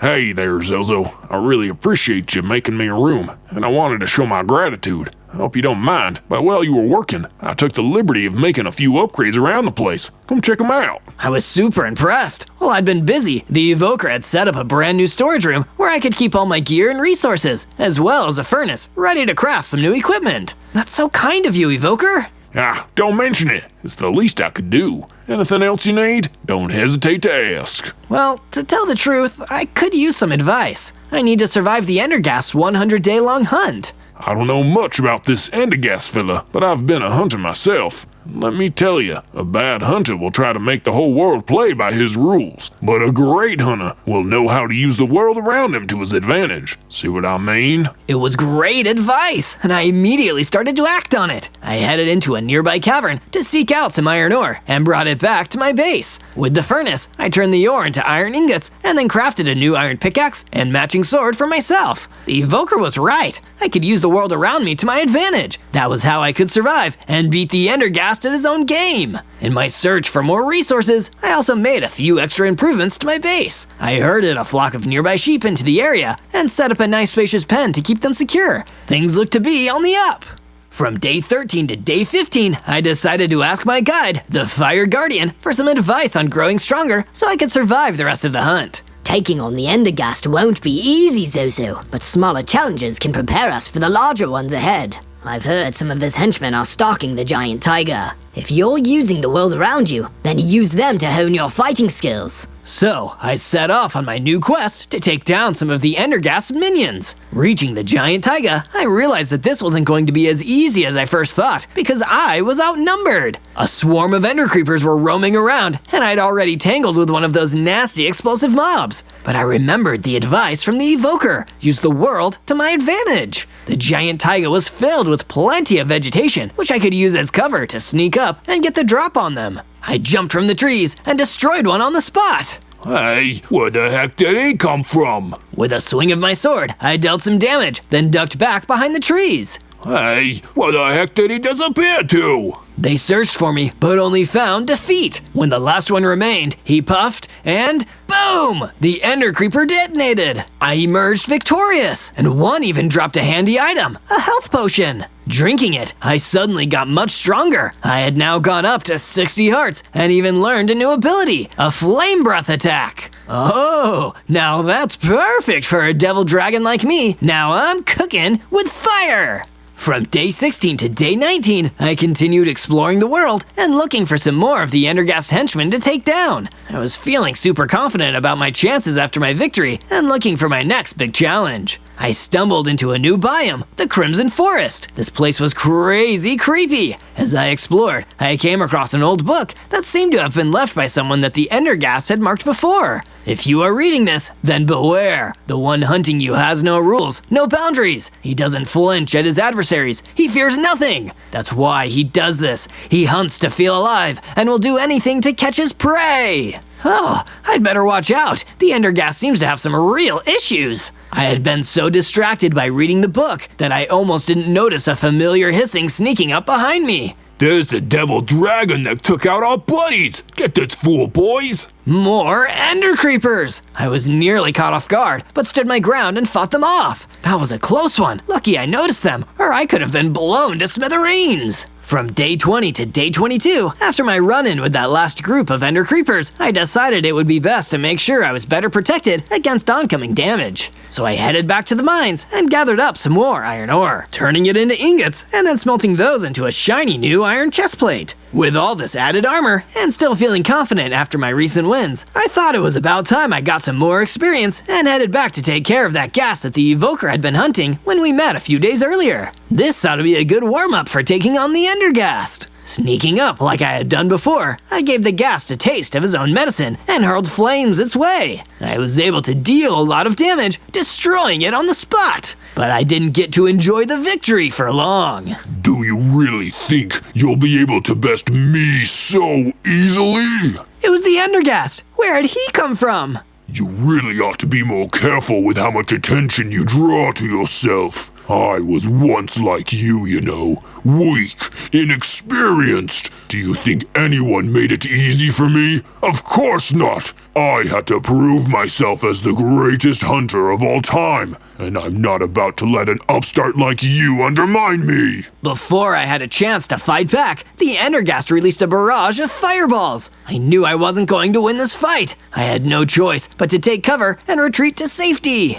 From day 23 to day 26, I managed to make it back to my base, but was careful to make sure I wasn't followed. Lord Endergast had already tracked me down once. I needed to be careful he didn't discover where I'd set up my base. I tried not to feel too defeated. It was still early in the 100-day challenge, and I just needed to keep challenging myself to eventually beat him. Plus, I'd already bested that regular ghast, which the evoker was really impressed to hear about. That's great! Good going, Dragon Boy! We'll make a world-class hunter out of you yet! Speaking of which, I decided it was time to get in some more practice of using the world around me to improve my chances of survival. I went off for another jaunt into the mines and gathered up the last of the iron ore I could find. I had plenty to make enough ingots to craft myself an iron helmet and a pair of iron boots. I had a much better shot at resisting incoming attacks. Now I was covered in a full set of armor. Looking good, Zozo. I had a similar idea. I've been working on protecting the base. Check out our brand new perimeter wall. The place looked great. Now I would rest easy knowing the base would be defended even while I was away. Plus, it provided added safety so I could survive for the full 100 days.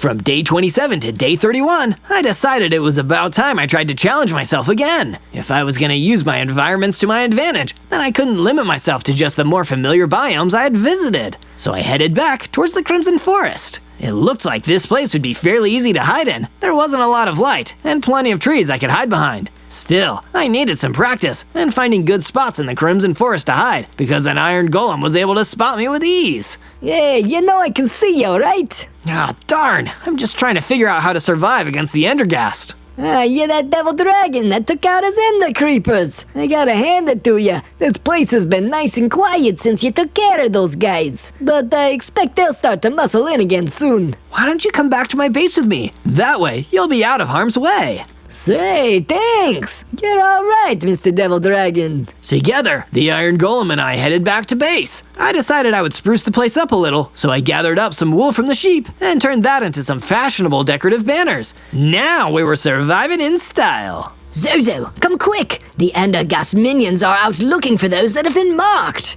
Wait, they aren't here though. They haven't found me yet. No, not you. The Soul Blaze. He was the last one to be marked, and he needs our help. From day 32 to day 35, we rushed back through the Badlands to where the Fire Guardian had introduced me to the Soul Blaze. I couldn't let the Endergast get to him. He'd helped me start out on my journey. Quick, Zozo! I see commotion up ahead! A huge swarm of Ender Creepers were ganging up on the Soul Blaze, blocking us from getting to him. So, the Endergast has finally found me after all this time. Couldn't run forever, I suppose. The Ender Creepers were closing in, hissing and getting ready to explode. Before I could get close enough, there was an almighty boom, and many of them detonated, taking the Soul Blaze with them. No! Hey, it's the other marked one, the Devil Dragon. Get him, fellas! I had to fight back and managed to fend off the few Ender Creepers that were still left standing. But I was too late to save my friend, the Soul Blaze.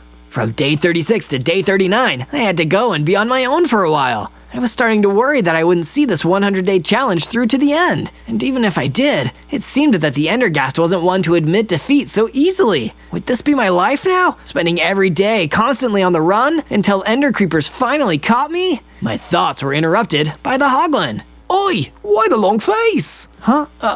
It's nothing. Just thinking about some stuff. Well, you got a minute to spare? A Mutant Blaze took my guitar, and I can't get it back. Sure, but you really should say please, you know. I tried to keep my focus on the task at hand. I still had plenty of days to get through, and if I was ever going to outsmart a hunter as ruthless and unruly as the Endergast, then I needed to become a better hunter myself. I tracked down the Mutant Blaze. Attacking it with fire breath probably wasn't going to end well, so instead, I snuck up a nearby hill to get the high ground, then dropped towards the Mutant Blaze, scratching it up with my dragon claws and finishing it off with my sword. I gathered up the Hoglin's guitar, and he seemed to be apologetically grateful. Cheers for your help there. Sorry I was so rude before. This guitar is all I've got to help me survive. I don't know what I'd do without it. You're right. That's given me a fresh perspective on things. I need to hold on to what I've still got as tight as I can. That way, I'll survive the Endergast and his unfair hunt. From day 40 to day 43, I headed back to base and back to my friends. They had helped me make it this far into the 100 days, so I needed to make sure I took care of them as much as they looked out for me. Welcome back, Zozo. I hope you're feeling better after some time alone. I am a little, but I think I'll get by with a little help from my friends. Well, I'm glad to hear that, as we are due to have more joining us soon. I hope you don't object, but without the guidance of the Soul Blaze, my fellow Fire Guardians need a refuge, so I've urged them to come here. Of course, the more the merrier. Say, have you been decorating in here? Just a few small improvements. The Fire Guardian had really been helping bring the place together with some brand new couches and bookshelves. And not a moment too soon either, seeing as his Fire Guardian buddies soon started showing up. After I had helped to greet them, the Iron Golem came up to me. Hey, Mr. Devil Dragon. You can call me Zozo, you know. My bad. I've got a favor to ask. Would you go to my old place and pick up my emerald stash? I left it behind by mistake, and I'm worried I'll get seen by one of the Endergast cronies if I head back on my own. No problem. Leave it to me. From day 44 to day 49, I ventured back to the Crimson Forest to track down the Iron Golem's emerald stash. It wasn't exactly the most challenging task I'd faced, but at least I was helping out my friends. That was the key to my survival, working together. Unfortunately, I wasn't the only one who'd had that idea. The Endergast came bursting out of the shadows towards me, accompanied by his toughest stooge yet, a mutant wither skeleton. Found you again, and you aren't going to be getting away so easily this time. You're the one who's found me so many times, but failed to stop me. Face it, you're only trying to prove what a scary hunter you are, because in reality, you're just not that good at it. I'm an exceptional hunter, and you want to know why? Fear! If you make the creatures of this world fear you, then they'll bend to your whims. For example, let me introduce you to my friend here. Not tough enough to take me on yourself? Oh, you naive fool! You think you can goad me? This is all part of my game, making you grow confident, even arrogant, all so I can make you realize how futile your efforts were when I finally beat you! With that, he slunk back into the shadows as his mutant wither skeleton started coming towards me, ready to attack. I drew my sword and leapt into battle! From day 50 to day 53, I crossed swords with the fearsome mutant wither skeleton. This was by far my toughest fight yet. With the nasty mob lacked in speed, it more than made up for in strength. I had to make sure to put some cover between me and it when the creature geared up for another heavy attack. Oh, the little devil dragon only made it halfway. Looks like you won't be seeing day 100. That's what you think. Huh? Where did that come from? I remembered to use my environment to my advantage. While I was behind cover and the mutant wither skeleton was talking, I quietly slipped around to some cover behind him. Now he was looking in the wrong place, and it meant I could get the drop on him. I launched a flame breath attack and struck the mutant wither skeleton with my flames, then charged in to deliver the final blow with my sword. He was down, defeated, but not destroyed yet. You're tougher than I thought. Tell me how I can defeat the Endergast. Defeat him? You'll have to find him first. He resides in the Dover Mountains, surrounded by his most loyal and powerful hunters. You might as well take these. As he died, the mutant wither skeleton passed me a handful of mystical diamonds. These would come in handy later, I thought, so I held on to them. From day 54 to day 57, I continued to search around the Crimson Forest and eventually found the Iron Golem's emerald stash. Unfortunately, there was a problem. A mutant husk had picked it up. So I hid and waited for it to drift past me, then leapt out, landing a powerful series of claw attacks and dealt with it in no time. I headed back to my base with the emerald stash and was finally able to return it to my friend, the Iron Golem. Thanks, Zozo. In exchange for this favor, I'll tell you an important secret. A secret? What do you mean? The devil dragons! Long ago, they were considered to be the most prized prey to an aspiring hunter wanted to prove themselves. But they were so rare that hardly anyone could catch them. Only one appeared every few hundred years. That must be why the Endergast is so interested in me.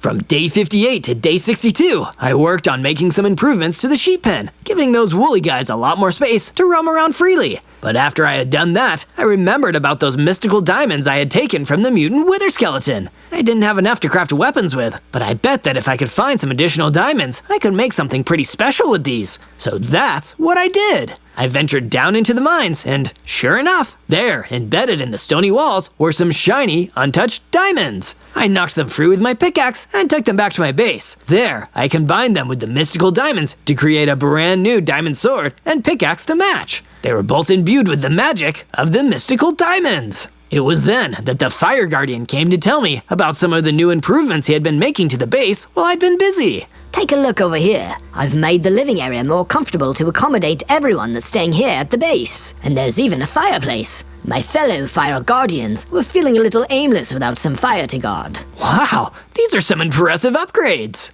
From day 63 to day 66, I decided to have a chat with my old pal, the Evoker. Since he was a more accomplished hunter, I figured he might know something about the mountains where the Endergast's base supposedly was. Smart call asking me. That's the mark of a hunter who's willing to learn from the experience of others. Mountains, eh? Not the nicest of places. Shame that you'll have to head over there. If you head due west from here, you'll find the path there. But watch your footing. It's a treacherous biome to be in. I set off in the direction that the Evoker had pointed me in, and before long, I found myself in the mountains. This place looked pretty desolate, even more than the Badlands or the Crimson Forest. Something about all those stony spires made it seem unforgiving. I suddenly got startled and instantly turned to face what I thought was my attacker. I was prepared to face off against some of the toughest mobs working for the Endergast, and when I saw a mutant hoglin, I thought he was after me. Hey, take it easy, bro. Wait, you're not here to attack me for the Endergast? What, that jerk? No way, bro. I'm a hunter. I've been on the trail of a wild blue manticore, a fascinating but aggressive beast. You look like an aspiring hunter too. Fancy coming along to show me what you got? Okay, let's go. But we should tread quietly. Don't want to attract too much attention. Ah, good call. I can tell you've done this before.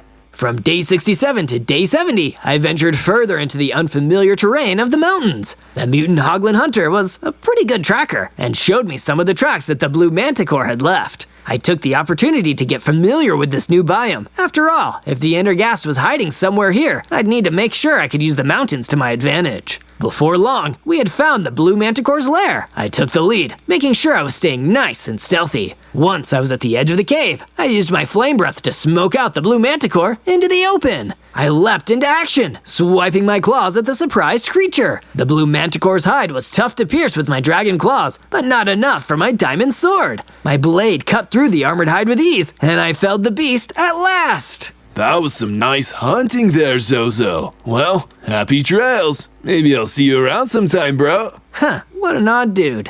From day 71 to day 74, I continued my exploration of the mountains, trying to figure out where the Endergast had hidden his base. This was a far more dangerous biome than the others I had visited. In some of the more elevated parts, one wrong step could lead to a nasty fall. While carefully navigating a mountain, I was sure that I saw a rock formation that seemed to spell out words. It read, "If you're enjoying this video, then be sure to watch more by searching for ZO.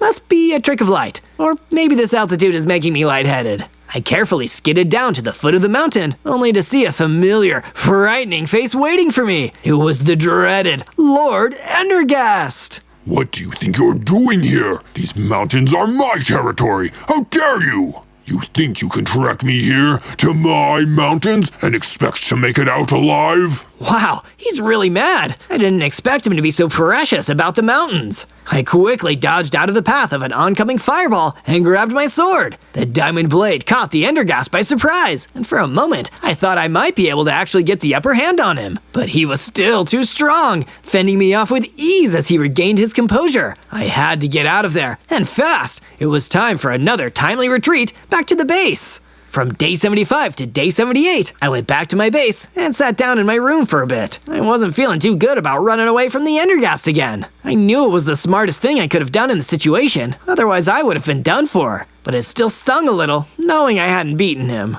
Hey, you Zozo, don't let it get you down. Maybe seeing our brand new watchtower will lift your spirits. While I was gone, the Iron Golem had been working on adding a watchtower to the base so we could see threats coming from afar. I had to admit, climbing up to the top, that the view really put a smile on my face, but not as much as what happened next. Zozo, I've been looking for you. My fellow Fire Guardians and I have been working on a thank you gift for you. Here, drink this potion. I took the magical upgrade potion and suddenly felt myself getting much stronger. Wow, I now had a whole 100 hearts, and to make things even better, I had improved my fireball attack into a mighty dragon fireball attack. Now I was really living up to my devil dragon name.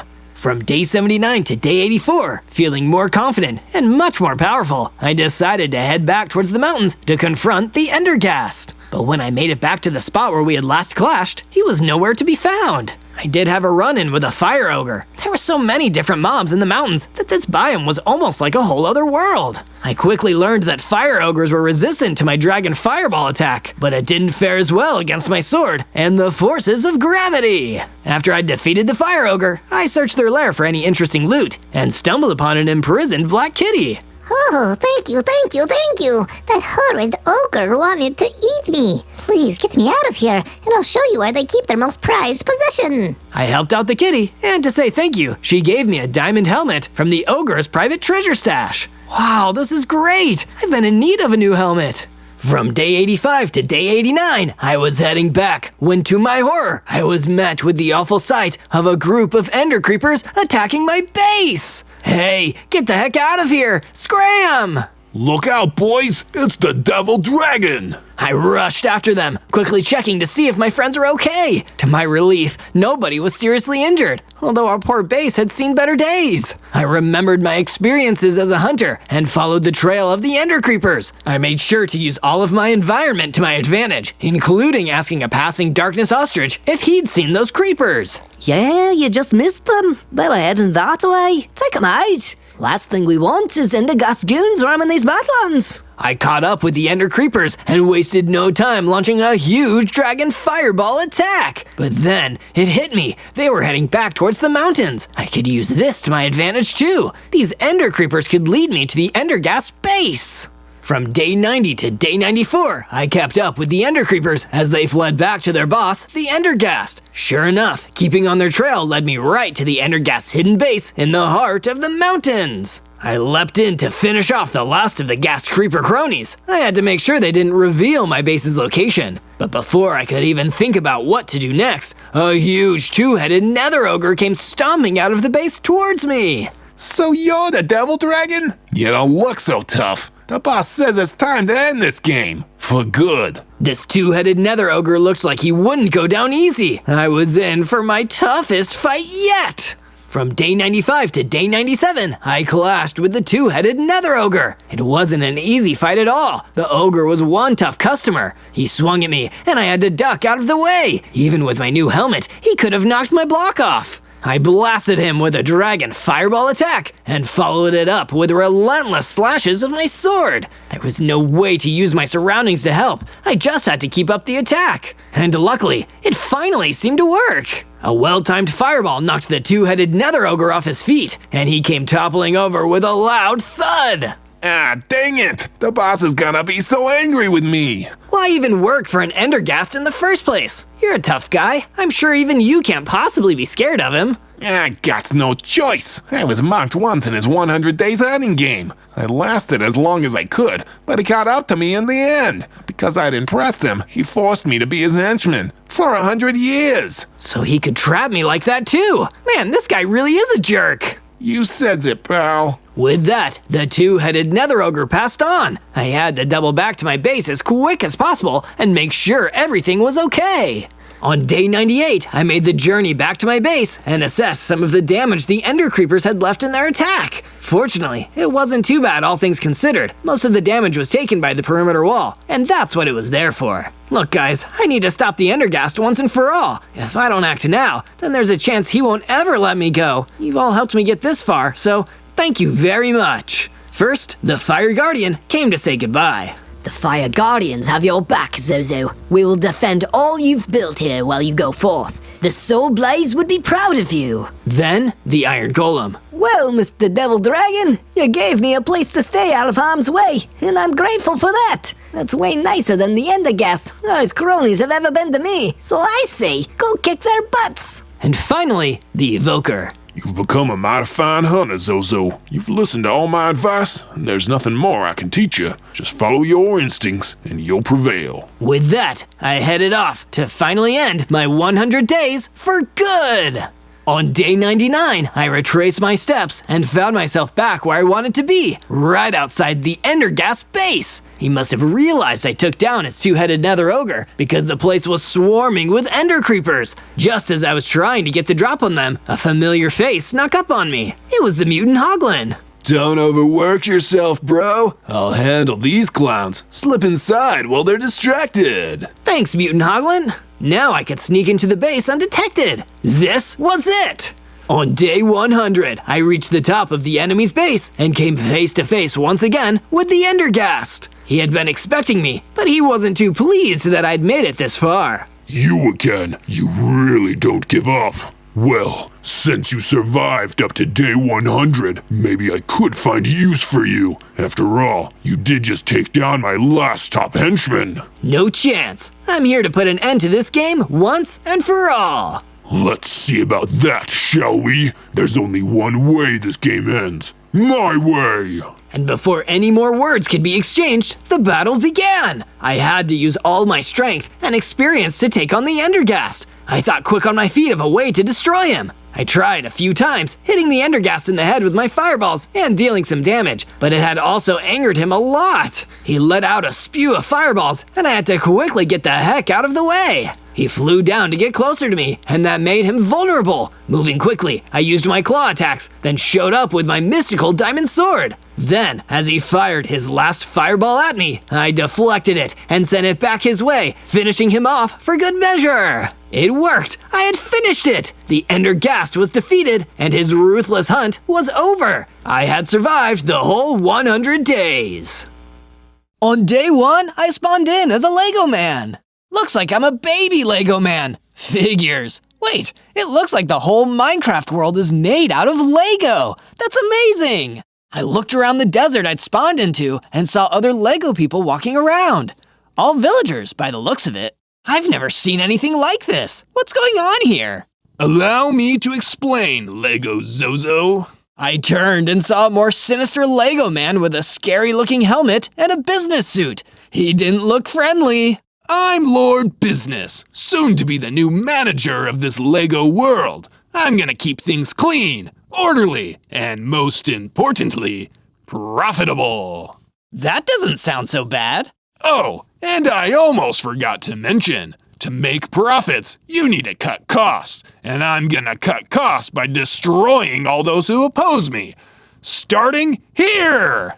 He swung his hammer, and suddenly the desert was filled with explosions, tearing into the ground and blowing up all the Lego villagers around me. Just like that, I was all alone. I'm not gonna let you get away with this, Lord Business. I will defeat you. Lord Business just laughed and stomped over towards me.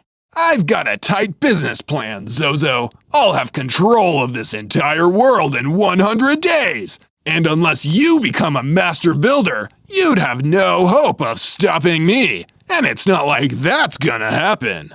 I wanted to fight back and defend myself, but I was just a baby and I didn't have any weapons. That's when a swarm of soul vultures appeared and started chasing me. All I could do was run. There's only one way out of this. I need to figure out what exactly a master builder is and become one in 100 days so I can defeat Lord Business and stop him from taking over the world.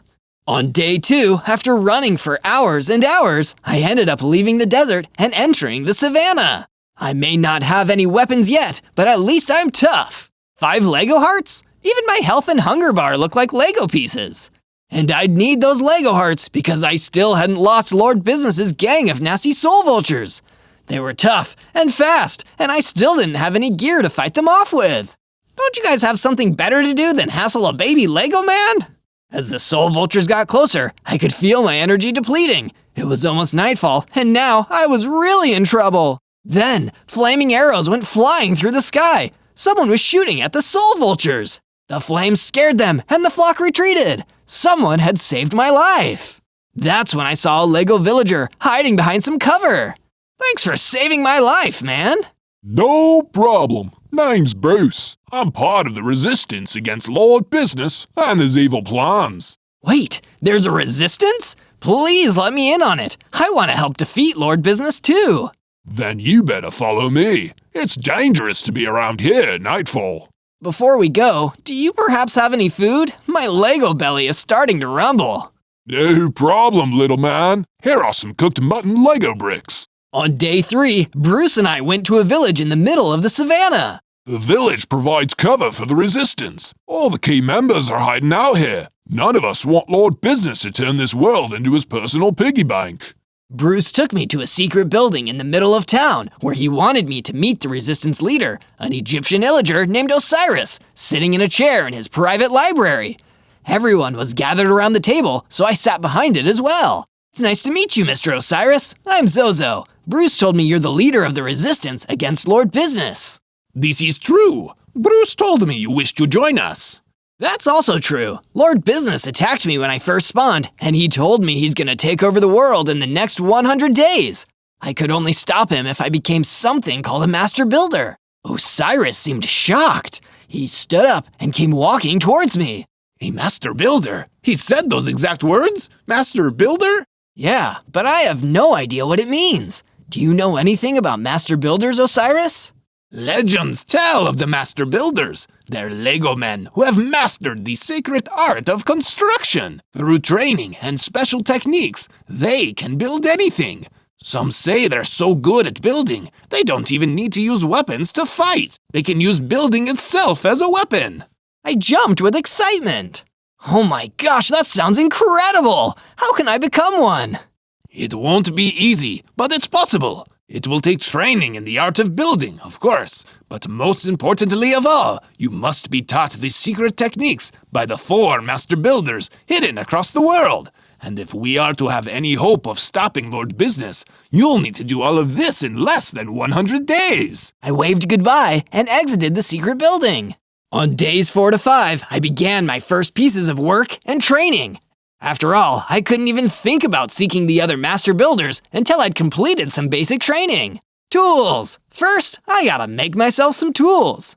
So I went over to the nearby trees and started gathering up some wood. It wasn't easy to punch through the trees, but soon enough, I had enough wood to make a crafting bench, and then my first set of wooden tools. These look pretty cool, but a master builder needs better than wooden tools.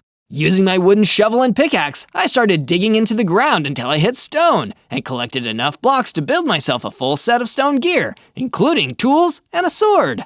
Because I was now an official part of the resistance, Osiris said I was allowed to build my base on the edge of the village, so I started using my spare wood and stone blocks to build the foundations of my base. The first step was building rooms for myself and Bruce, the Lego villager who had saved my life in the desert. It's always nice to have a friend living with you. Bruce hurried towards me, looking frantic. Zozo, the building is gonna have to wait. I can see a bunch of zombies creeping towards us out of the savannah. We need to stop them. Luckily, I had my new stone sword, so I pulled it out and ran in, ready to kick some moldy zombie booty. You're messing with a future master builder here. You're gonna regret this. And they did, because it didn't take me long to defeat the zombies and return to my base, glowing with victory. That's when I started to change. I upgraded, getting bigger and gaining 2 hearts. 7 hearts? This is awesome! On days 6 through 8, I was wandering through the savannah until I reached a forest. I was collecting more wood for my base when I saw a wooden villager being attacked by this big and ugly-looking bug called a sectoid. But the wooden villager was fighting back, building walls between him and the attacking sectoid. I've never seen anyone fight like this before. Maybe he's... That's when the wooden villager noticed me. Are you gonna stand there all day, son? Or are you gonna give me a hand with this thing? Oh, right, sorry. I ran in with my stone sword and joined the fight. The sectoid was tough, but with me and the wooden villager working together, we had a chance. Every time the sectoid tried to attack me, the wooden villager quickly built a little wall between us. Soon enough, the sectoid was exhausted and confused, and I was able to defeat it with my stone sword. He dropped some string. I guess it makes sense. He did look a bit like a spider. All that was left was me and the wooden villager. I wanted to know more about his special fighting skills. Thanks for the assist, kid. Who are you? I'm Zozo, and who are you? I'm Master Ren. Wait, Master? As in Master Builder? Can you help me learn to be like you? Sure thing, kid. Your training starts now. You're gonna help me chase a soul eater out of a cave near here. Sounds like a plan, Master. Let's go. On days 9 to 10, Master Ren and I made our way through the forest until we found the cave he told me about. Before we go in, Master Ren, what's the first lesson? How can I fight like a master builder? The first technique is the one you saw me using in the woods, kid. When your opponent tries to attack you, you build a wall between you and them. Okay, I think I'm ready. Let's do this. I followed Master Ren into the cave where the Soul Eater was waiting. It was even bigger and scarier than I thought it'd be, and the second it saw us, it flew towards us. Now is the time, Zozo. Try out the technique I taught you. But with the Soul Eater charging towards me, I panicked. I couldn't help it. I tried to build the wall between us as quickly as I could, but the Soul Eater just flew over the tiny barricade and started attacking me. In one strike, I lost a bunch of hearts. Uh-oh, I need to get out of here. I ran out of the cave and Master Ren followed me. Felt so embarrassed to lose in front of him like that, but he didn't seem to mind. Perhaps I will need to train you more cautiously, young Zozo. How about you come stay at my base? You can train me more there. That sounds like a good idea to me. On days 11 to 12, I returned back to my base with Master Ren and started adding another floor to the base. This way, he can have his own room. I hope this is to your liking, Master Ren. Well, it's clear you have much to learn in the way of building. But thank you, Zozo. It'll do. While Master Ren was resting up, I decided to put my building skills to good use. I created a custom crafting room where I could perfect my crafting skills and store my creations. By the time I was done, I saw that Osiris had arrived at my base, and he had something to tell me. How's the training going, Zozo? It's, going. What's up? I figured it was finally time for me to tell you about what's really going on and why Lord Business is doing everything he's doing. You see, creativity is a wonderful thing, and it's a skill that all master builders are required to develop. But the purest kind of creativity is the kind used to make people happy. The darkest kind is the one that Lord Business has fallen prey to. Creativity to satisfy greed. All he cares about is money, and everything that people create, he seeks to own, and he's willing to destroy anyone who gets in the way of his bottom line. After hearing this story, I went out into the forest and gathered more sticks and wooden blocks. I made a little fenced-up area in the backyard of my base and herded some cows into it, as well as making a small wheat farm alongside it. If I'm going to become a master builder, I need to be able to build everything. On days 13 to 15, I approached Ren, who was practicing in an archery range I had built for him on the other side of the base. Hey Ren, I was wondering, do you know other ways I can improve my building abilities? Well, I suppose there is this handy tool I usually use. It's called a builder's wand, and it lets you build much faster by extending connected block faces. What? You didn't think to mention this before in the cave? Well, I have been known to be a bit forgetful here and there. Here, have one. Ren tossed out the wand for me. Thanks. Well, hopefully you can remember anything about master builders since, you are one of them.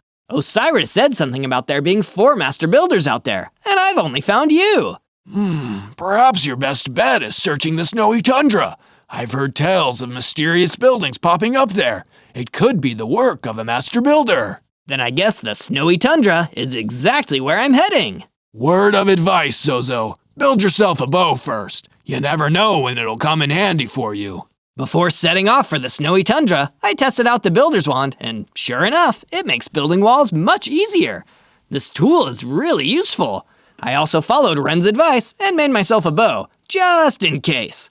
All I needed were some feathers, and luckily there were a few chickens around, so I could craft the arrows as well. Better to have a bow and not need it, right? I made my way across the map to the snowy tundra. Part of me hoped I'd find the next master builder waiting for me, but it turned out that the snowy tundra was huge. It'd take me forever to find someone here. But it didn't take long for a mutant snow golem to find me and start attacking. You must work for Lord Business. Geez, is there anyone outside the village who doesn't work for that guy? I tried my best to use Master Ren's technique, building walls in front of the attacking snow golem, but he was still too fast for me, even with the builder's wand.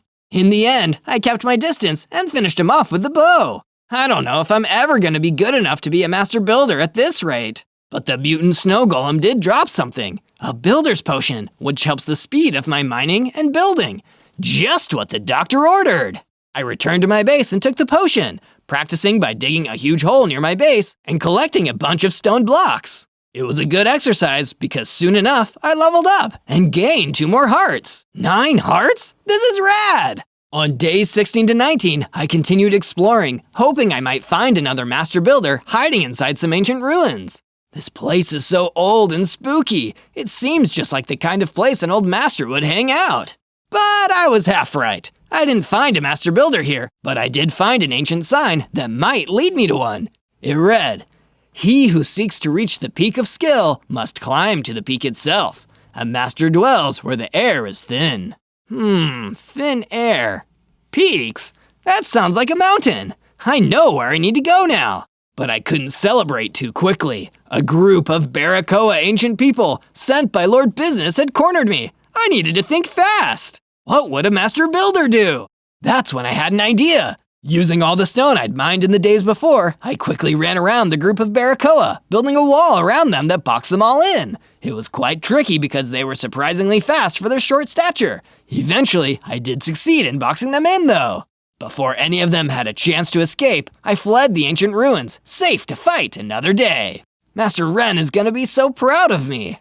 On days 20 through 22, I was making my way through the forest, gathering up materials to prepare for my journey into the mountains. These mountains are treacherous. I should really upgrade my gear before I go. While I was in the forest, some spiders attacked me. I was low on stone at the time, so I decided to defeat them with my stone sword instead of doing it the Master Builder way. Variety is the spice of life. Once the spiders were dealt with, I mined until I stumbled into a small cave system. I found some iron deposits. It took a while to mine all of it, but in no time I had enough to smelt and craft into a set of iron armor and tools. It made me feel so cool and powerful.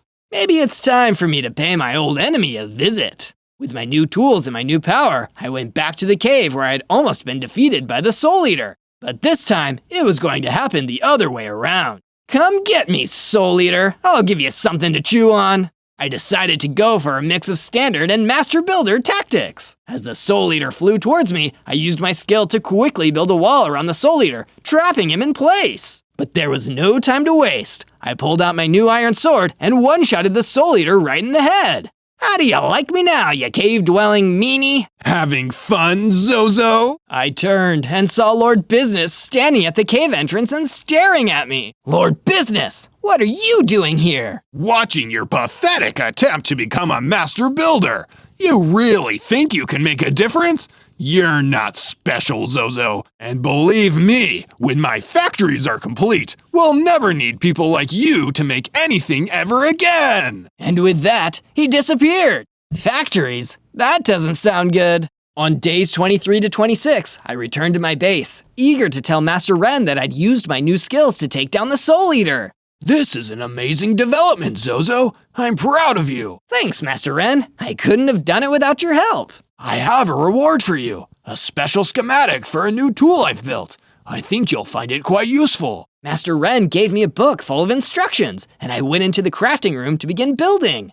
By the time I was done, I had a multi-tool. One tool that can be a pickaxe, a shovel, an axe, a sword, and a hoe, all in one. This is a perfect tool for a master builder. I then used my new iron multi-tool to clear the mess we did outside the base. I also used it to gather some more food. I then took some time to build a wall around my base. Now nobody with bad intentions could get in. On days 27 to 31, I decided to finally follow the instructions I saw in the ancient ruins. As I arrived at the ruins, I saw the Barracoa were gone, so I made my way up into the mountains. It was dark, cold, and difficult to climb, but it was worth it if it'd make me be a better builder. I couldn't see any mobs, thankfully, but I was so high up that if I fell, I probably would have been done for anyway. Then, without warning, an Iceman landed on the ground next to me. Who goes there? What? Where did you come from? That doesn't matter. Why are you invading my domain, stranger? I'm Zozo, and I swear I didn't mean to intrude. I just came here to look for a master builder. Then you found him. I'm Master Frost, the master builder of the mountains. That's when I saw how Master Frost had gotten the jump on me. He'd immediately built a staircase behind me and used it to attack me from above. He really was a master builder. Want to come back to my base, Master Frost? I'd love to learn from you. I can even make you your own room. Sure, why not? It's been a while since I've taught a young whippersnapper in the tricks. While we made our way back to my base, we came across a rainbow tree. Frost built some stairs so I could reach the top, and I mined some unique material with my multi-tool, super colorful rainbow grass blocks. I returned to my base afterwards and built a new room for Master Frost, even giving him a window made from rainbow glass blocks. It was almost done when Bruce approached me in a panic. Zozo! Lord Business has sent some minions to attack the village. We need your help immediately. On days 32 to 35, I rushed into the village with Bruce, ready to defend it from whatever attack Lord Business had unleashed on us. But I wasn't expecting to see a gang of ender creepers crawling all over the village. The whole village was completely overrun by creepers. They were chasing innocent villagers all around the village. Oh no! Looks like Lord Business really took his evil up a notch. Knowing it was dangerous to take on the ender creepers up close, Bruce and I pulled out our bows and started shooting the ender creepers, trying to take them out before they exploded. We had to be extra careful, but with the help of Bruce, we managed to get a lot of them. A few unfortunately slipped through the net, with awful consequences. Bruce suddenly looked towards Osiris's secret base. Zozo, look! They're cornering Osiris! Bruce was right. Osiris was being cornered by an ender creeper, slowly creeping towards him. We heard him beg for mercy. No, please don't do this. Before we could get close enough to save the Resistance beloved leader, we heard it, a Lego boom! The ender creeper exploded, setting off a chain reaction that blew up a bunch of the other houses. The whole village was in ruins. We rushed to check out Osiris's secret base, but all we saw was smoke rolling out. He was gone! Osiris, no! There was so much left unsaid between us! Come on, Zozo, we can mourn later. We need to stop these heavy creepers before they can do any more damage. It didn't take us long to defeat the rest of the ender creepers, but with Osiris gone, our morale had taken a serious hit. On days 36 to 39, I decided I needed to search further if I wanted to find the third and fourth Master Builder. That's why I traveled all the way to the Ice Spikes, a scary and desolate land even further away than the snowy tundra. Master Builder! Is there a Master Builder anywhere? I soon came across a Viking villager named Olaf. He was camping in one of the ice spikes, eating a Lego apple. He looked exhausted. You okay there, buddy? Oh yes, just taking a breather. You wouldn't happen to be a Master Builder, would you? No, afraid not. I'm just a Viking. But I can tell you where to find a Master Builder if you help me deal with a little problem I'm having. That sounds awesome. What do you need? There's a bad snowman around here I've been trying to destroy, but I'm having an off day. If you can take care of him for me, I'll give you the information you need. Deal! I wandered around the ice spikes until I found the bad snowman that Olaf had warned me about. Thankfully, I still had plenty of energy, so I pulled out my multi-tool sword and took him by surprise. Don't mess with this, Lego man. That's no joke. He even left a few carrots and snowballs in his chest. Maybe the Viking will want to play a snowball fight with me. I returned to the Viking and told him the good news. The bad snowman had been defeated. Finally! I thought I'd never get to leave this stinking place. Yeah, the snowman even left a few snowballs behind. Wanna play a snowball fight? No thanks. I'm too old and tired for such games. Oh, okay. So how about the Master Builder? Where can I find the next one? I heard there's one of them hiding out in the swamp, but he likes his privacy. No offense, but you should probably get better before you go see him. If you're not experienced enough, he'll think you're just wasting his time. On days 40 through 43, I returned to the base. Walking through the rubble the creepers left behind reminded me of the loss of our great Osiris leader. This is no time for sadness. I'm ready to practice and improve my building skills, so one day I can have my vengeance.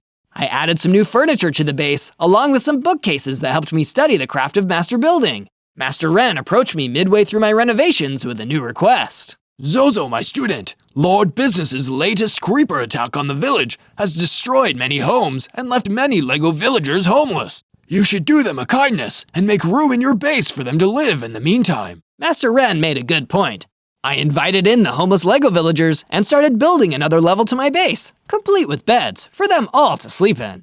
Just as I finished, Master Frost came to me with an urgent message. I'm sorry to interrupt you, Zozo, but I've received some vital information. Some of my allies have followed up on the lead for one of Lord Business's factories. I need you to investigate and find out what's going on. It's also the perfect time for you to test out my attack from above technique. Of course, Master Frost, I won't let you down. On days 44 to 49, I followed Master Frost's instructions until I reached the factory. It was a spooky-looking building, so harsh and out of place in this fun Lego world. I need to stop this madness as soon as possible before it ruins the whole world. I crept inside, trying to stay hidden. But while I may have gotten really good at building, I was kind of terrible at creeping because Lord Business noticed me immediately. This is private property, Zozo. Did none of your masters ever teach you not to trespass? It's rude. It's also rude to be an evil overlord. What's your endgame, Lord Business? What's the big plan here? Well, since you'll never leave this place alive, I guess I can tell you. You see this factory? I'm going to cover the whole world in thousands like it, and fill it with builders like you. You'll all either work for me or be destroyed, endlessly building products that I can sell for a massive profit. All for me! You'll never get away with this! I won't let you! You don't have a choice. Remember the golden rule. He who has the gold makes the rules. Speaking of which, meet a friend of mine, the Gold Warrior. A gold warrior stepped out from the darkness, ready to fight.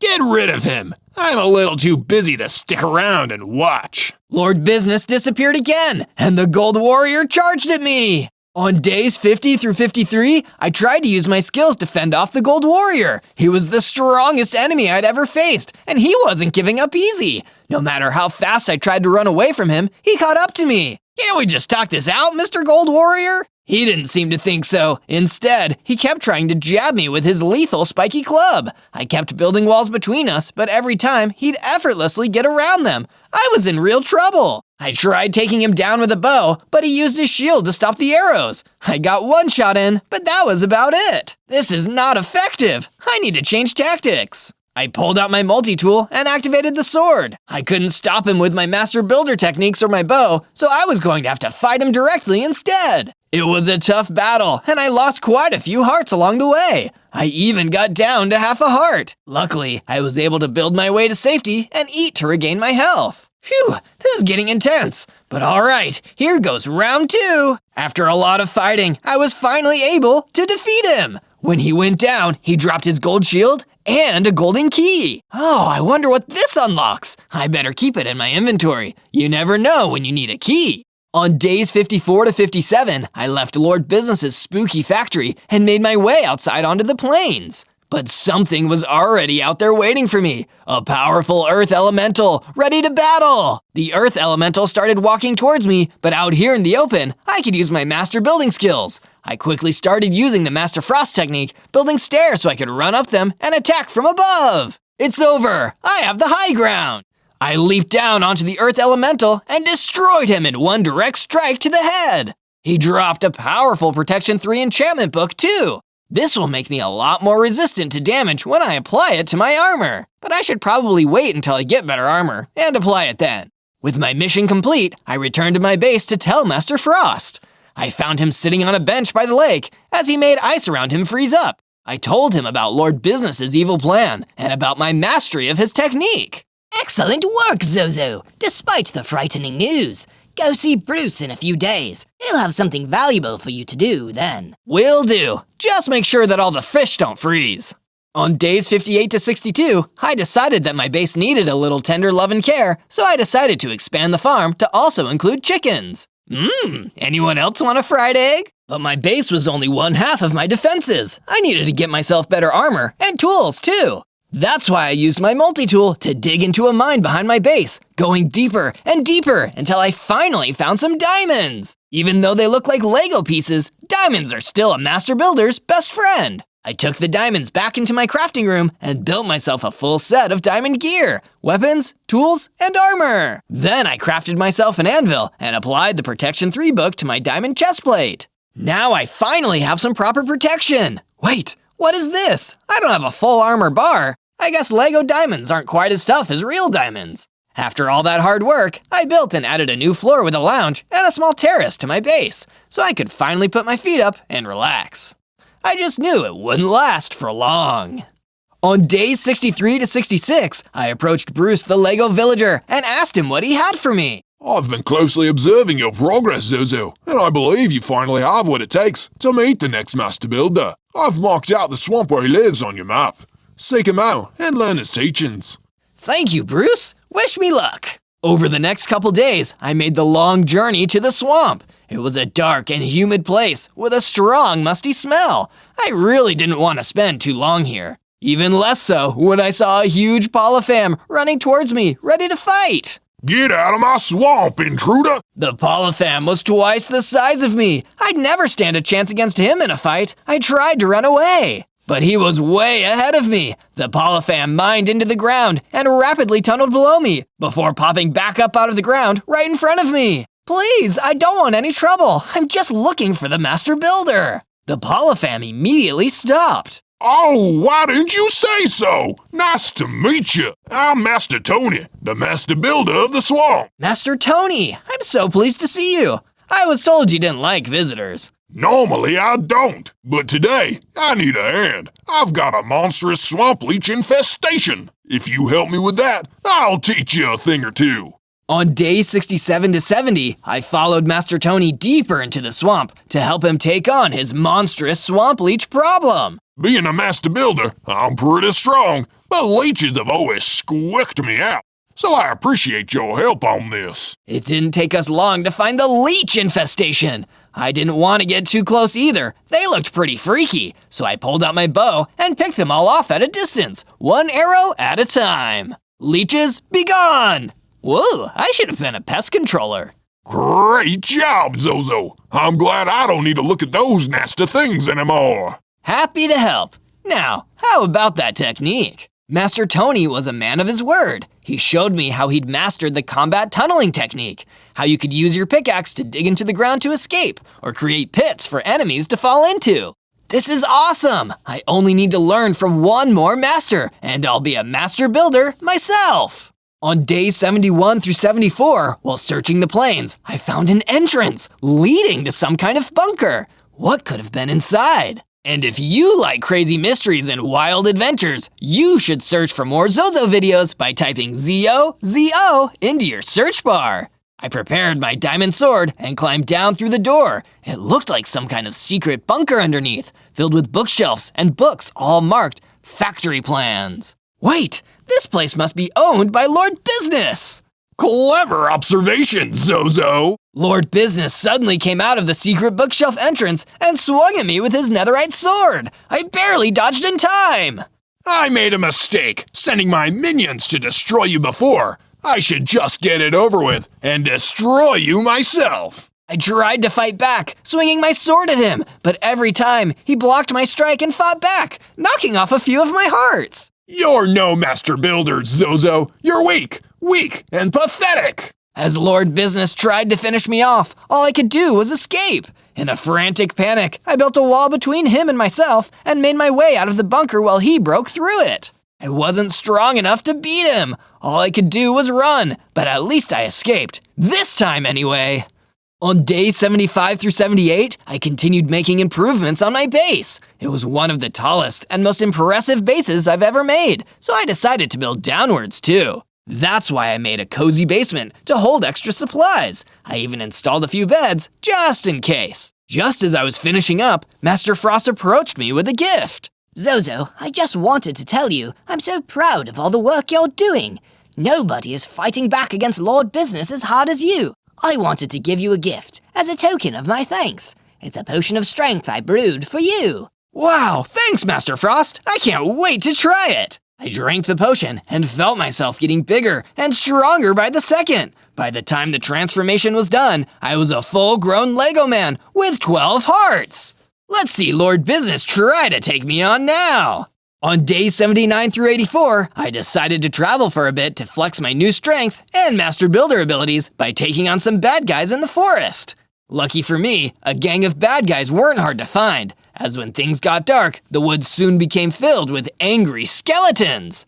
You guys have got to go down, no bones about it. They didn't appreciate my bad pun. Instead, they attacked me. I decided to put all my master builder skills to use in stopping them. First, I used Master Frost's technique. I quickly made a stairway and climbed to the top to get away from them. Can't get me up here. Then, I used Master Tony's special technique. I leaped down onto the ground from above and started digging until I formed a big, square hole in the ground. It didn't take long for the skeletons to follow me and fall in as I climbed back out. Then I capped it off with Master Ren's technique and built a roof over the pit where all the skeletons were trapped, sealing them away forever. Wow, I'm almost a master builder.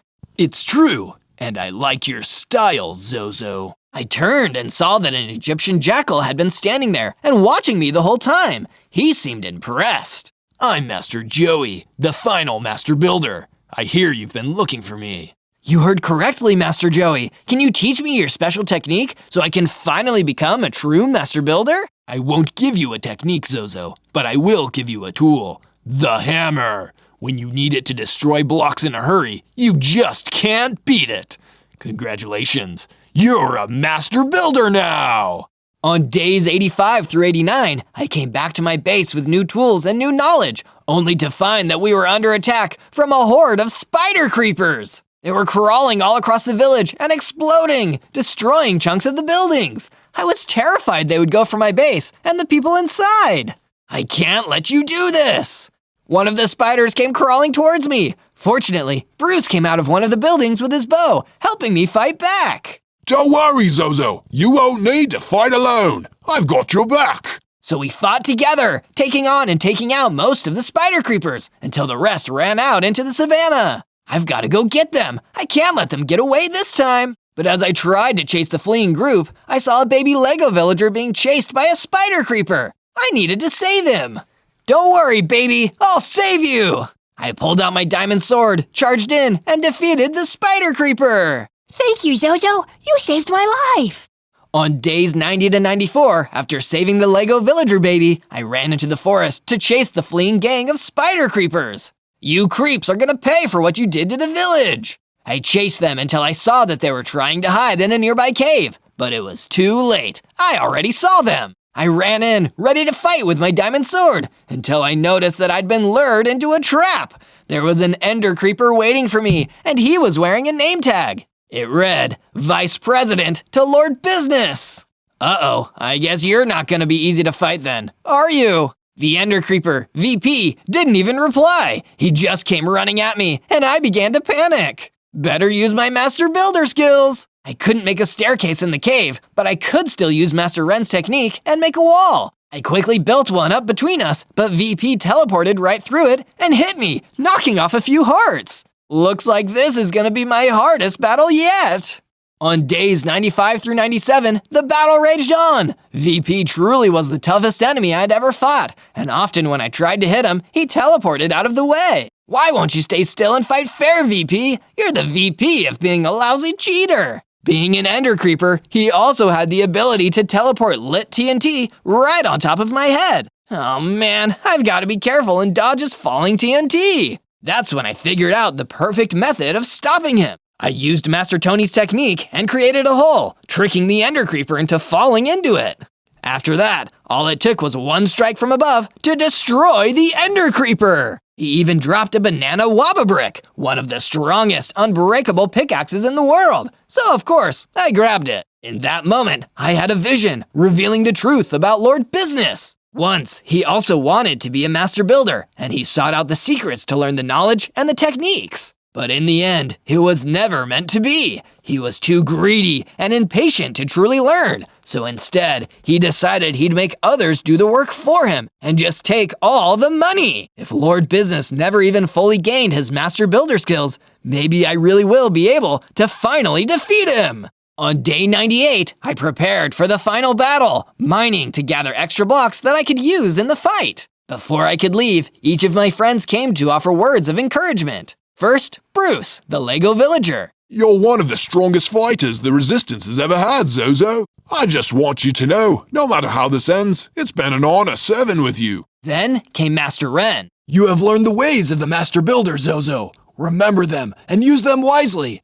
And even Lord Business won't be able to defeat you. And finally, Master Frost. Be creative, Zozo. That's the most important thing, and it's something you're brilliant at. Lord Business will never be able to take that away from you. Hearing all of this made me finally feel ready to take on the evil mastermind behind it all. On day 99, I made my way to Lord Business's business base, where I was sure to find him. On the way there, I saw a Lego kid playing in the savannah. I believe in you, Zozo. You're my hero. Thanks, kid. I'm gonna try my best. But when I arrived outside the business base, I noticed that it was heavily guarded by a gang of soul vultures. Oh no, how can I fight all of these, then take on Lord Business? I'll be outmatched. That's when Master Tony the Polypham suddenly appeared.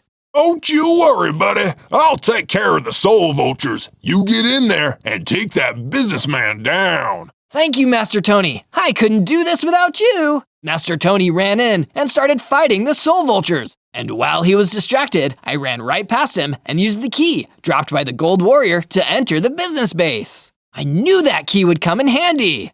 On day 100, with my tools gathered and my master builder status secured, I entered the inner sanctum of Lord Business's business base.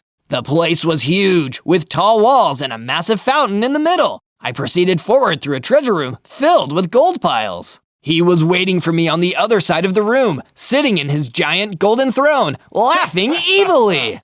So you're finally here, Zozo, but I'm afraid you're already too late. It's never too late. Ha! That's what you think! My forces are ready to roll out, and they follow only my command. This whole world will be turned into one giant corporation, and I will be the CEO. Only a master builder could stop me now. That's the thing, Lord Business.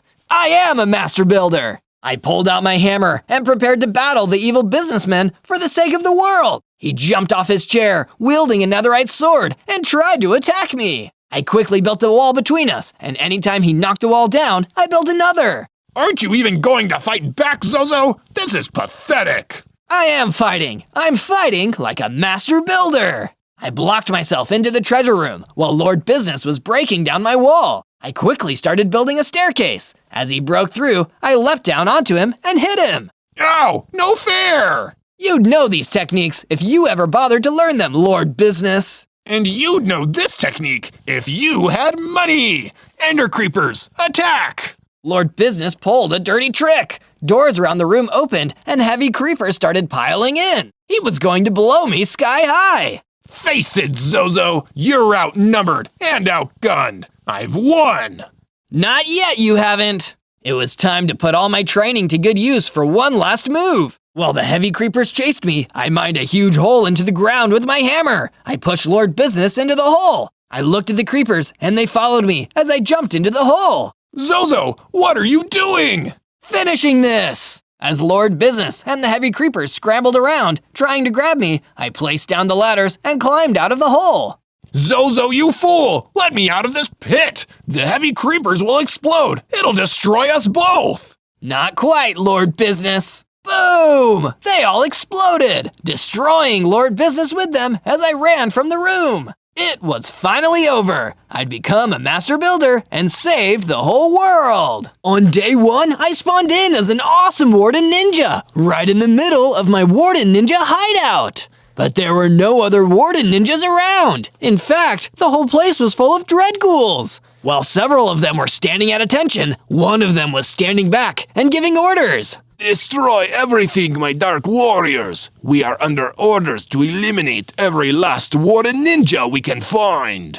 I didn't understand why this was happening, but I wasn't going to take it lying down. Who's giving you these orders, you cowardly dread ghoul? That's when I heard booming footsteps behind me. I turned and saw a huge dark figure approaching me. I was only a tiny Warden Ninja, and I didn't have any weapons yet, so he terrified me. I gave the orders. I am Shogun Skull, the ruler of this land, and all who defy me will be destroyed, including you.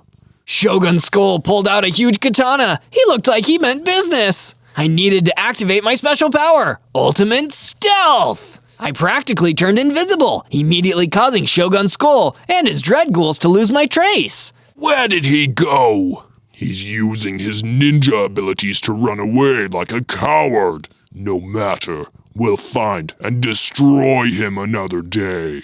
As much as I was ashamed to admit it, all I could do was run. I got out of there and ran out into the alien fields, looking for some food to satisfy my hunger. I managed to find some baked potatoes, but they were being guarded by a band of 3 brigands. Excuse me, brigands, would you be able to give me one of your baked potatoes? I'm really hungry.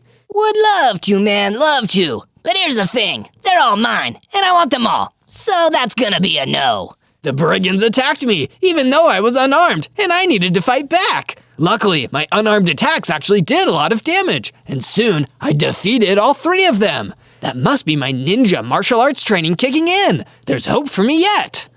On day 2, after eating some of those baked potatoes and storing the rest, I left the alien fields for the ebony woods, looking for the right place to build a base. The ebony woods are dark and mysterious, perfect for a secretive Warden Ninja. I used my martial arts powers to start punching down a tree and gathered up the resources to make myself a crafting bench and used it to create a wooden pickaxe. Then I mined into the ground for some stone to make my first set of stone tools and a basic stone katana of my own. Now we're cooking with gas. I used my new tools to clear a tree and start building a new secretive ninja base.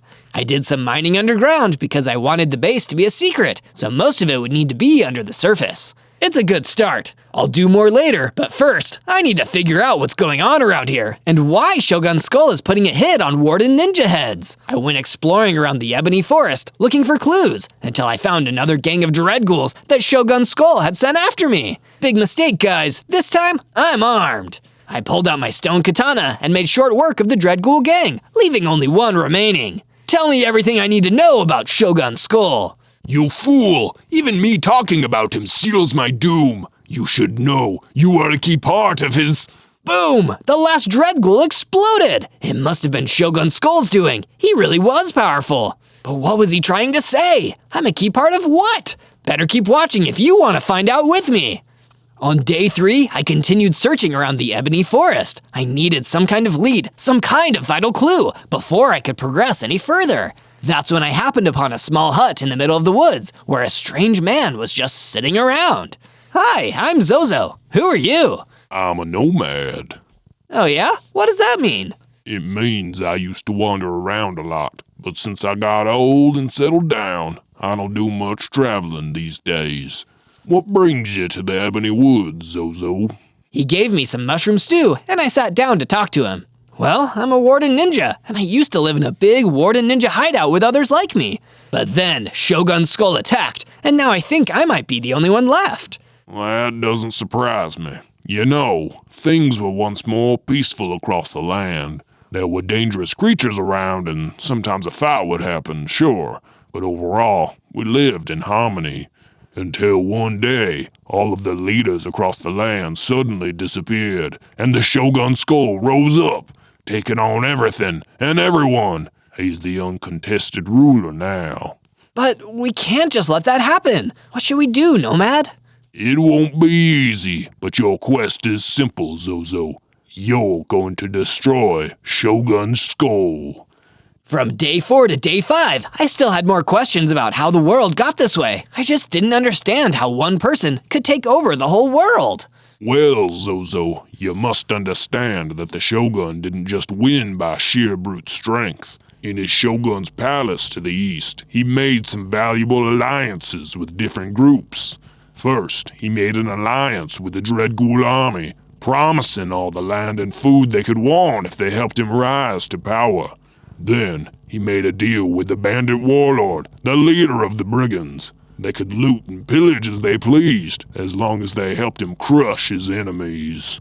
Dread ghouls and brigands started attacking any village or settlement they could find, crushing the opposition to Shogun Skull's rule. But the leaders? Nobody really knows how Shogun Skull got rid of them. He hired some other mysterious group to do his dirty work for him, but who they are has always remained a secret. In other words, to defeat Shogun Skull, there are a lot of other enemies you'll need to fight your way through first. From day 6 to day 8, I thanked the Nomad for all the information he gave me and decided to set off and return to my base. It was getting dark, and I knew that all the mobs would be coming out soon. But on the way back to my base, I saw an innocent pink pixie cornered by a vicious feral squall golem. I needed to intervene. It's ninja time! Pulling out my stone katana, I ran in and fought the squall golem. He was much bigger and tougher than your average dread ghoul, but in the end, my stone blade and ninja training won out. The squall golem was defeated, and the pink pixie was grateful for me for saving her life. That was so heroic. Thank you. I majorly owe you for this one. It's no biggie. I'm Zozo, the Warden Ninja. Who are you? I'm Polly, the pink pixie. And is there any way I can help you with your quest? How about you come stay at my base for a while, and we figure something out together? That sounds like a good idea. So Polly and I returned to my base. I continued mining underground and created a cool room for her to stay in. I'm pretty pleased with this. Good. Now, I'm on a quest to defeat Shogun Skull. Do you have any idea what might be a good place to start? Well, Shogun Skull is one of the greatest warriors in the world. You're gonna need to train really hard if you want to get good enough to fight him directly.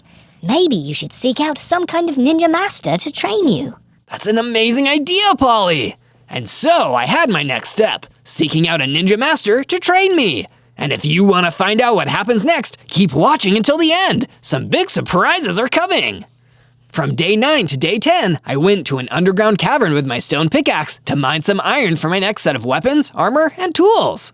I managed to gather up some iron ore when a huge hydra suddenly appeared in the cavern with me. There was no way I'd be able to fight such a powerful monster directly, so I activated my ultimate stealth and sneaked away to the exit. Sometimes the best way to fight is to not fight at all. From day 11 to day 12, I took the iron back to my base. I created a furnace and smelted it into iron ingots, which I then used to make iron armor, some iron tools, and an iron katana. And with all my fancy new gear and weapons, me and Polly the Pink Pixie decided to journey out to a nearby bayou to look for more clues. After some exploring, we stopped for a minute to talk. So Polly, what do you know about Shogun Skull? I'm trying to collect all the information I can. I think it might help me in my quest. Well, in addition to his Dreadghoul and Brigand armies, I know he has an elite group, 3 warriors spread out across the land who help enforce his will. 3 elite warriors. Sounds like I better take care of them before I take on Shogun Skull himself. Who are these 3 warriors? There's the Gold Creeper, a walking weapon of mass destruction that people always fear is gonna blow up. Then there's the Fire Elemental, a powerful being with mastery over flame. And finally, there's the Crimson Wizard, a crafty and intelligent sorcerer who has mastered the Mystic. Wow, sounds like I've got my work cut out for me then. Before I could ask any more questions, a bunch of monster mushrooms attacked us. Even with my iron katana, it wasn't easy to take them down. These mushrooms meant business. But when I did take them down, I transformed into a bigger, stronger Warden Ninja with 20 hearts. Whoa, this is awesome! Better stick around to see what I transform into next. That's rad, Zozo. But hey, maybe next time we should go somewhere a little drier. This bayou is just gross. From day 13 to day 15, Polly and I returned to my base. I decided to spruce it up a little, adding some plants and other decorative improvements, and actually decided to make myself a proper room. Just because it's a secret underground base doesn't mean it has to be drab and dreary. That's when I remembered what Polly had said to me. Maybe next time we should go somewhere a little drier. This bayou is just gross. And it hit me. What could be drier than the Mojave Desert? Maybe I'd have some luck finding someone there. After taking some time to rest, I went out to the Mojave Desert. It was just as dry and hot as I expected, but there didn't seem to be much going on.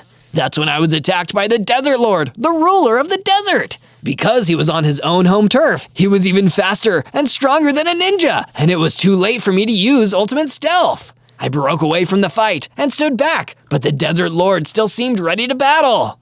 You are a trespasser on this land. This is my desert, and I'll never let you or the diabolical Shogun Skull you serve claim it. Wait, there's been a misunderstanding. I don't work for Shogun Skull. I want to defeat him. Oh, I'm sorry. I just assumed you was working for the Dread Shogun. But why? Didn't all the Warden Ninjas used to work for him? My mind was blown. It all made sense now. The mysterious third group who worked with the Shogun Skull, it must have been the Warden Ninjas. But why was he trying to destroy them now? Desert Lord, you've given me a lot to think over. Would you like to come back to my base and we can work together to defeat Shogun Skull? Well, I hate to leave my desert, my true home. For now, it seems working together is the most sensible choice. Let's go, Warden Ninja. The name's Zozo. Follow me. From day 16 to day 19, I returned to my base with the Desert Lord. I mined a new underground room for him, complete with a bed and even a few sandblocks, just to help him feel at home. It's not exactly the desert, but thank you, Zozo. This'll do. Seeing as how exploring had helped me discover plenty of interesting new things so far, I decided to continue visiting new locations, so I left my base once more. I went out to the prairie next to see what I could find. That's where I ran into a camel. Hey, Mr. Camel, I'm Zozo. Is there anything I can help you with? The name's Joe.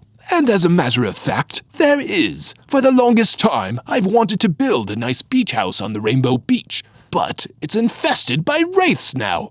If you could help me clean out those wraiths so I can build my beach house, I'll give you a weapon I've been holding on to for a while. Something you might find useful. That sounds like a good deal to me, Joe.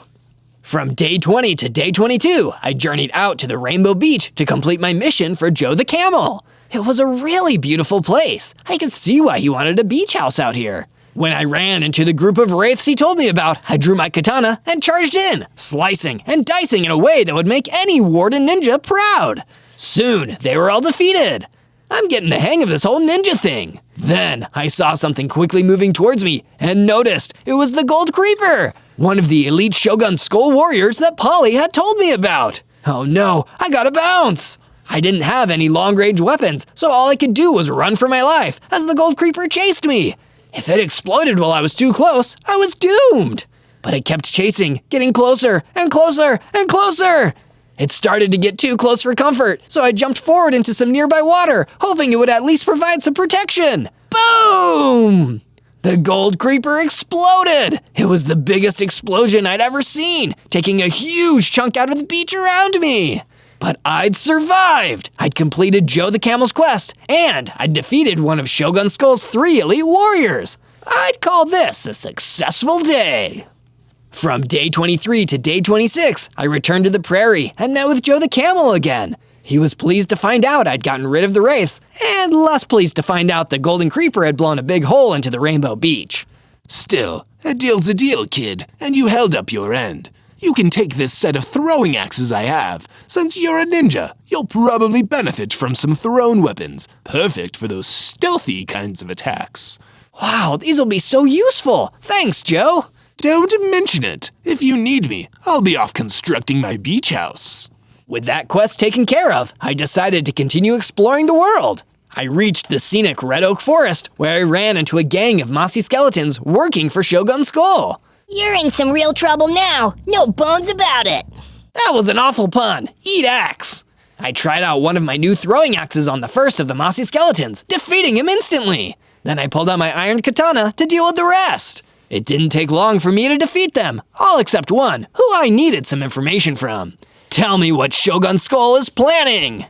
Ha! You're deluding yourself if you think you can beat him. He just sent out the armored Vindicator. If that thing gets you, you're doomed! Doomed! With a strike of my katana, I finished him off. That gave me enough XP to level up, getting bigger, jumping up to 30 hearts, and getting access to my Warden Sonic Boom ability. This will be useful for helping me take on that armored Vindicator guy, if I ever even see him. From day 27 to day 31, I started making my way back to my base through the Ebony Forest. I was feeling pretty good about all my recent victories and the new abilities and weapons I'd gained. I'm actually feeling pretty unstoppable right now. And that's exactly when the armored Vindicator hopped out and attacked me. He was just as big and scary as the mossy skeleton had implied, and he was wielding a menacing axe. Your journey is at an end, Warden Ninja. If you give up now, I can promise it'll be relatively painless. I'll never give up. I'm willing to fight you to the bitter end. Good. I was hoping you'd say that. The armored Vindicator attacked once more. Every hit he gave me was shockingly damaging. Even with all my upgrades, I couldn't beat him at my current strength. Instead, I turned and ran back towards my base, narrowly managing to outrun and lose the armored Vindicator. That would be a battle for another day. When I reached my base, the Desert Lord and Polly the Pink Pixie seemed impressed with my new size. Looks like that training is really paying off, Zozo. You're looking swole. It's true. You're so much bigger and stronger than you used to be. And since you're here, I've also got something that I think you'd like. My research suggests that if you go to the Rose Fields and seek out the Sergeant, he may be able to give you some information that'll help you with your quest. Wow, that's amazing news! Just be careful out there. I've heard that the Sergeant isn't exactly the friendliest guy out there. With that in mind, I left my base and headed in the direction of the Rose Fields.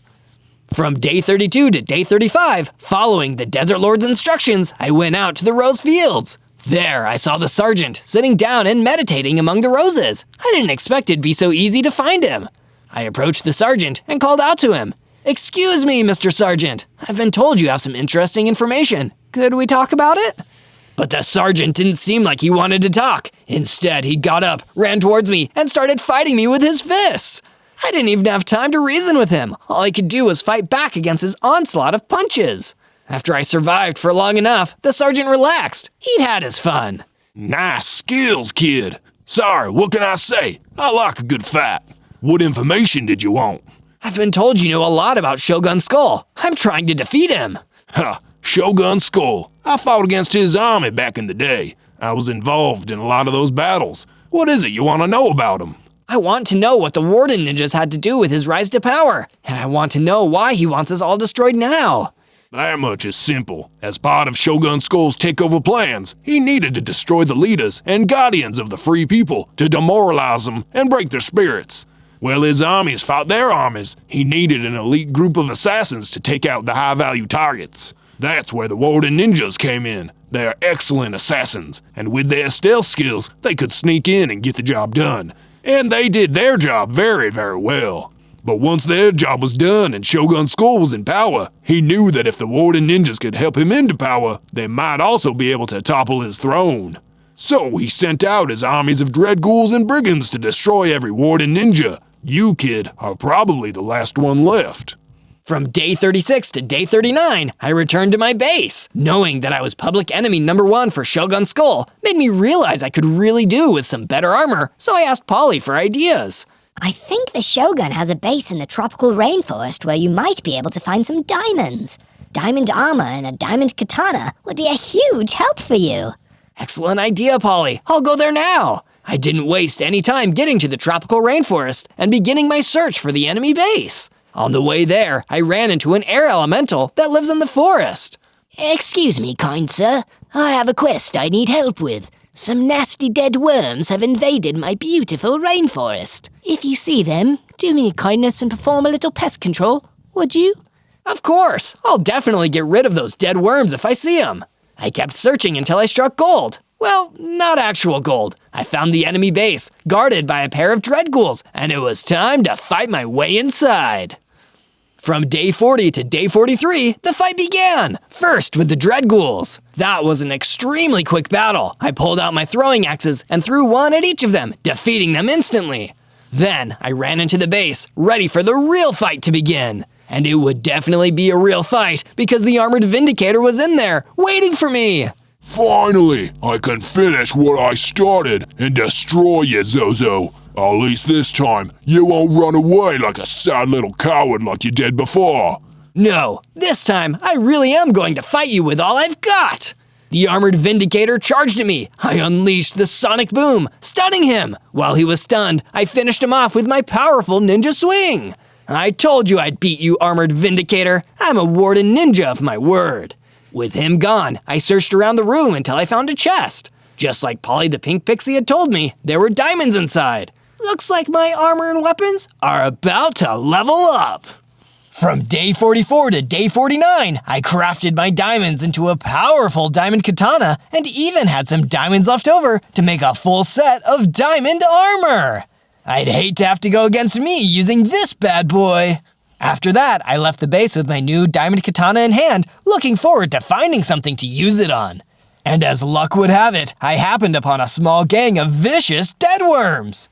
Hey, the air elemental told me to get rid of these. Time to kill 2 worms with 1 sword. Okay, a few more than 2. With my diamond katana, I defeated all the dead worms with ease and destroyed the infestation. Not even the Shogun himself could deny I was stronger than ever now. From day 50 to day 53, as I traveled further through the tropical rainforest, I came upon a cave that I sensed an unusual amount of power coming out of. This must have something to do with Shogun Skull. I should go investigate, just in case. But when I was about to enter the cave, a magical genie came floating out of it. Halt, traveler. You are approaching the cave of the fire elemental. If you wish to enter, then you need to answer my riddle. I remembered that the fire elemental was the second of the elite warriors working for Shogun Skull. I needed to answer the riddle, get in there, and defeat him. Okay, what's your riddle? I belong to you, but your friends use me more often. What am I? It was a challenging one. What do you think? Do you know the answer to the riddle? If you do, let me know down in the comments to help me out. Can you repeat the riddle?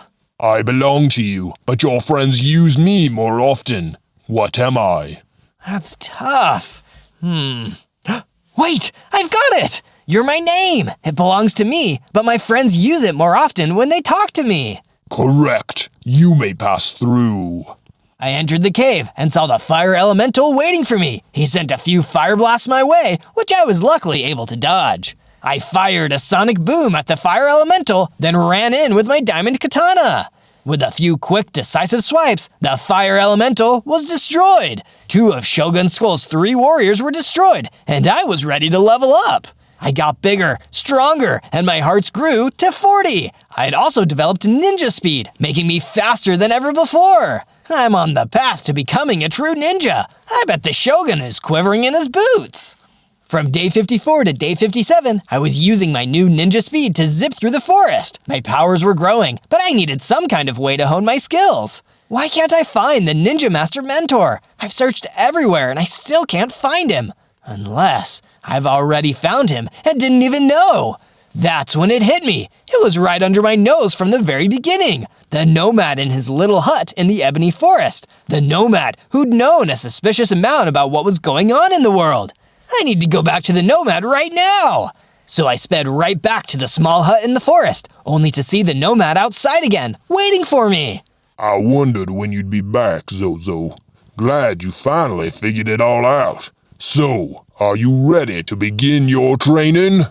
From day 58 to day 62, the Nomad Master began his training. He said there would be 3 lessons. The first would be cutting down trees to practice my sword swings and to help me focus. If you can slice through a tree, then no enemy should pose a challenge to you. Next, he made me practice sword fighting with him. He was a tough opponent, but I could feel myself getting better as the sparring went on. And for the third lesson, he released a giant mummy scorpion and got it to chase me around until I finally built up the courage to defeat it with my diamond katana. Afterwards, I returned to the Nomad Master's hut. You have done well, Zozo, and proven you are worthy. I'll teach you my special technique, Ultimate Slash. Much stronger than a regular slash. Use it wisely. Thank you, Master. I will use it with honor. From day 63 to day 66, I returned to my base, only to see it under attack by a gang of dread ghouls straight from the Shogun's palace. Hey, get away from my base! I pulled out my diamond katana and ran in, taking them out with my ninja speed and ultimate slashes. It didn't take long for me to defeat them all, and that's when the Desert Lord ran up to me. Zozo, we need your help. Some of those dread ghouls kidnapped Polly, the pink pixie. We need to get her back. Oh no, where did they take her? Out into the ebony forest. You need to get after them, quickly. Don't worry, Desert Lord, I'm on it. From day 67 to day 70, I used my ninja speed to run back through the ebony forest, looking for the dread ghouls that kidnapped Polly. It didn't take long for me to find them. Don't worry, Polly, I'm coming to save you.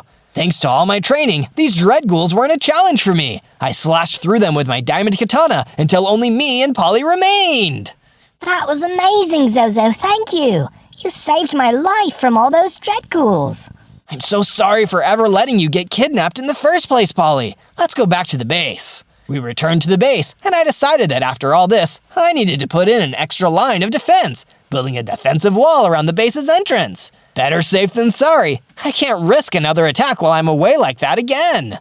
From day 71 to day 74, I wasn't sure where to go next. I knew that I needed to defeat the Crimson Wizard before I could take on Shogun Skull himself, but I wasn't sure where to find him. So instead, I decided to go back to one of the deadliest enemies I'd left behind before. With my new skills and my diamond katana, I returned to the underground cavern where I'd faced the Hydra before. As soon as I entered the cave, I blasted him with a powerful sonic boom, momentarily stunning him, and ran in with my ninja speed, hitting him with ultimate slash again and again, faster than he could even regenerate from it. Thankfully for both of us, the Hydra tapped out and agreed to tell me anything I wanted to know. You're looking for the Crimson Wizard, right? No worries. I know exactly where he is. You just need to go to the Weeping Witch Forest. He's guarded by some brigands. Just go after him and leave me alone. Please. I left the Hydra to his own devices and ran off. I had a Crimson Wizard to defeat. From day 75 to day 78, I followed the advice given to me by the Hydra and traveled all the way to the Weeping Witch Forest. A place like this is a perfect hideout for an evil wizard. Why didn't I think of this sooner? I continued to go further in until I fell down a hill and found myself surrounded by brigands, just like the Hydra told me. You've wandered right into our trap, Zozo. There's no way you're ever gonna escape us here. I don't want to escape, brigand. You and your bosses are the ones I've come here for. With my ninja speed and my diamond katana, I zipped from brigand to brigand, taking out each one with a single strike. Once they were down, all that was left to do was hunt down the Crimson Wizard.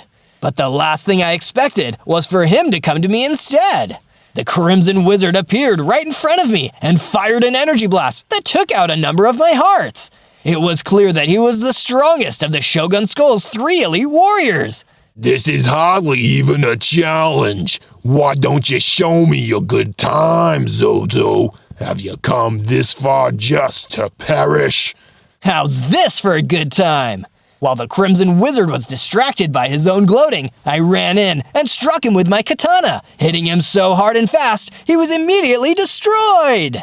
Probably should have fully defeated me before you started bragging, Crimson Wizard. And this means that I've defeated all 3 of the elite warriors. And that clearly meant something because I leveled up into my strongest form yet, with 60 hearts. It's time to finally defeat Shogun Skull.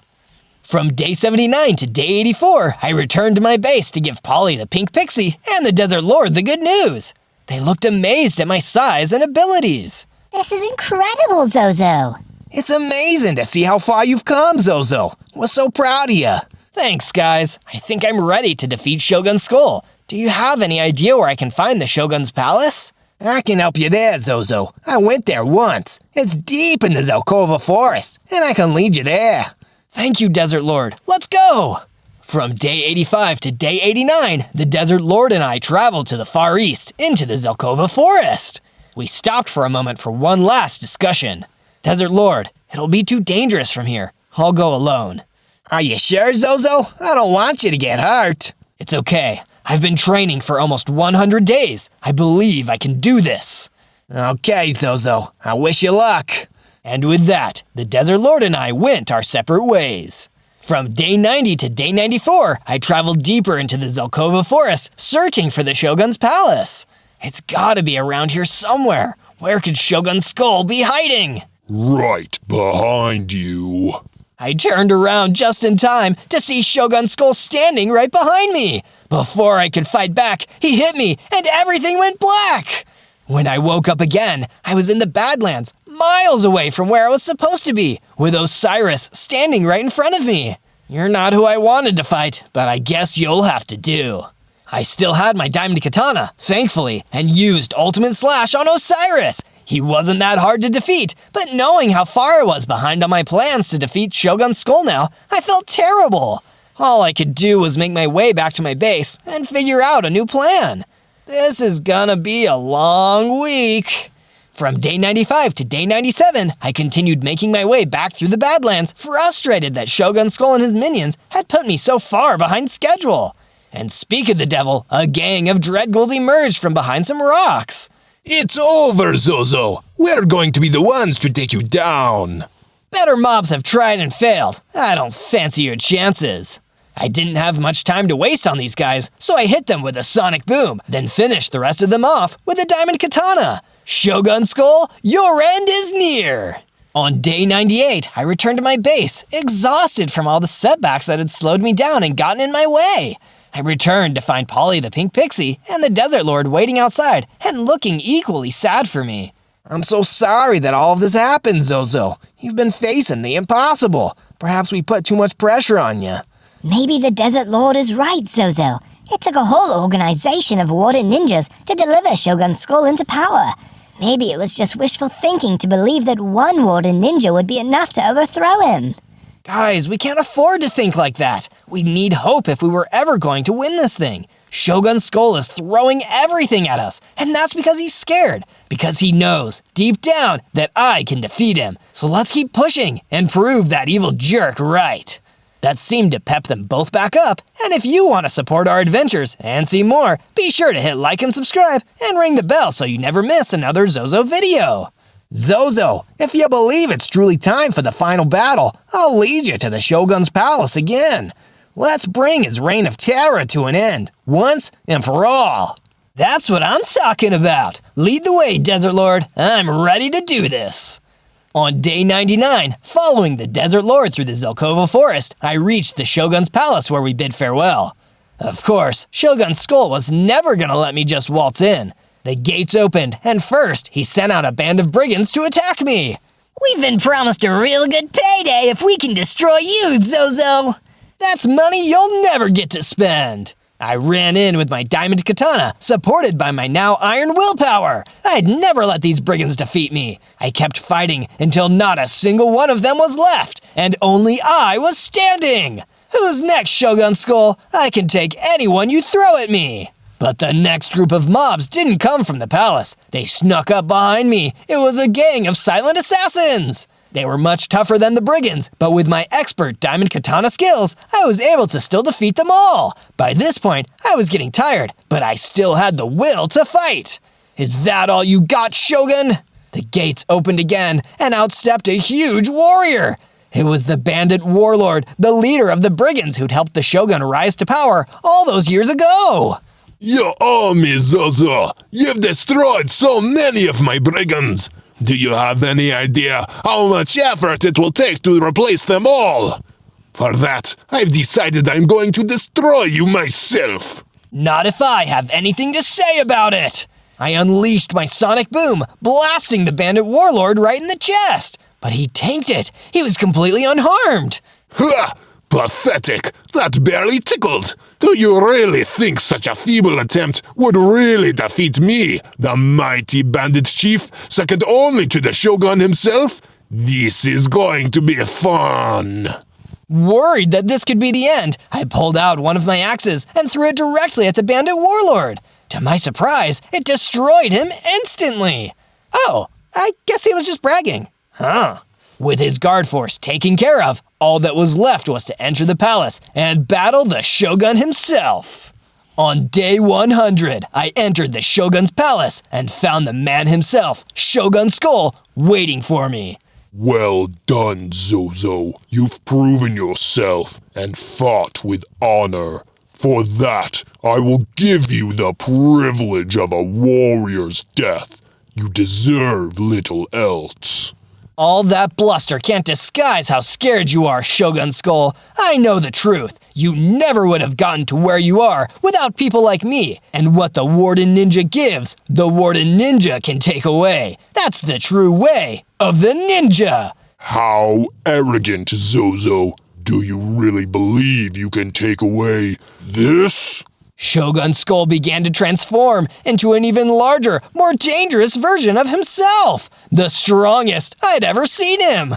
No more talking, Zozo. It ends now. Well, at least we can agree on that. The battle began. The two of us clashed katanas. We seemed equally matched in skill, but because of his dark magic, Shogun Skull was bigger and stronger. For a moment, I was worried it was over for me, when suddenly my warrior spirit kicked back in, and I found the will to fight again, and I also miraculously regained all of my health.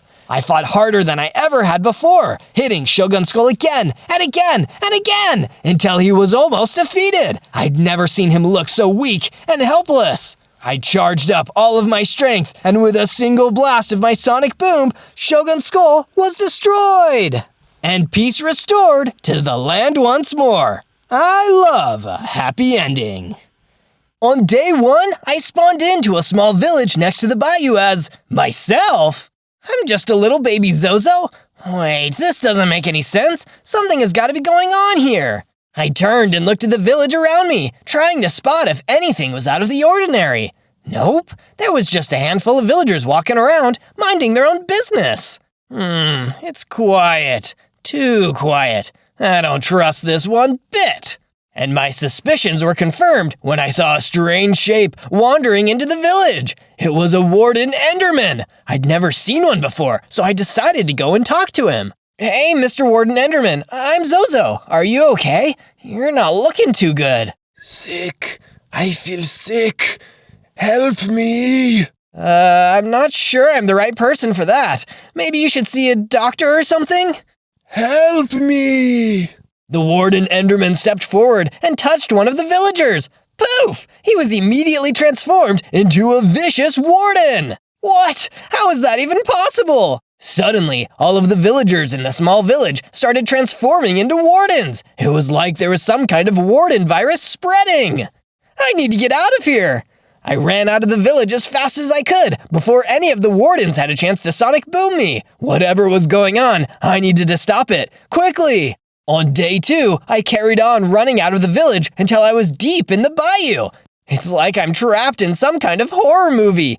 And with only 5 hearts, too! At least I'm safe out here. I can't see any wardens anywhere. But I spoke too soon. It seemed that as soon as I said something out loud, wardens started to surround me. Oh no, it looks like every mob is a warden here. With 5 hearts and no weapons, I knew that I didn't stand a chance against these monsters. I needed to get out of there, so I ran further into the bayou as fast as I could until I couldn't see the wardens behind me. Oh gosh, they could be anywhere. This is so spooky. Another figure came towards me out of the dark. For a second, I panicked until I saw with relief that it was a crimson wizard, not a warden.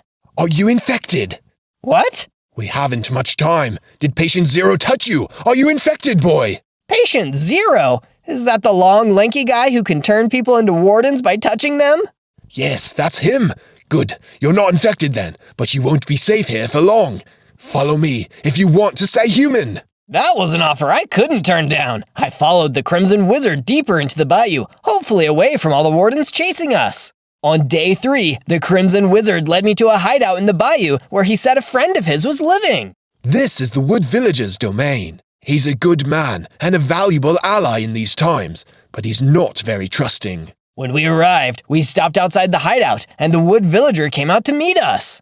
Crimson, this new guy, is he infected? 'Cause if he's infected, I don't want him or you anywhere near this place. Don't worry, Wood. He's clean. If he'd had any contact with Patient Zero, he would have been turned already. Good. All healthy. Let's keep it that way. What's your name, kid? I'm Zozo. Could you please explain to me what's going on here? Simple. The event I've been predicting for years. The Warden Apocalypse.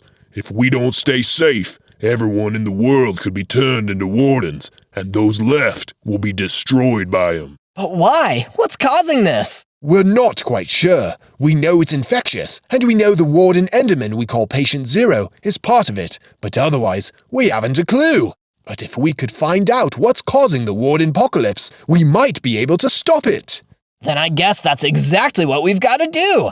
Come with me, Crimson Wizard. Together, we're gonna figure out the secrets of the Warden Apocalypse and stop it all together. But first, let's get out of this bayou. It's giving me the creeps. We had our mission. The Crimson Wizard followed me out of the bayou. Together, we needed to solve the mystery and save the world. From day 4 to day 5, the Crimson Wizard and I headed out to the Borealis Grove, which seemed like a nicer place with fewer wardens, where we could build a really cool base. But before we can build an awesome warden defense base, we need some tools. I punched down some trees and turned the wood blocks into wood planks so I could make a crafting table. I then used my crafting table and my spare wood to build my first wooden pickaxe. And we all know there's only one thing that a wooden pickaxe is good for: building a stone pickaxe. I mined some stone and crafted a full set of stone tools and even a stone sword.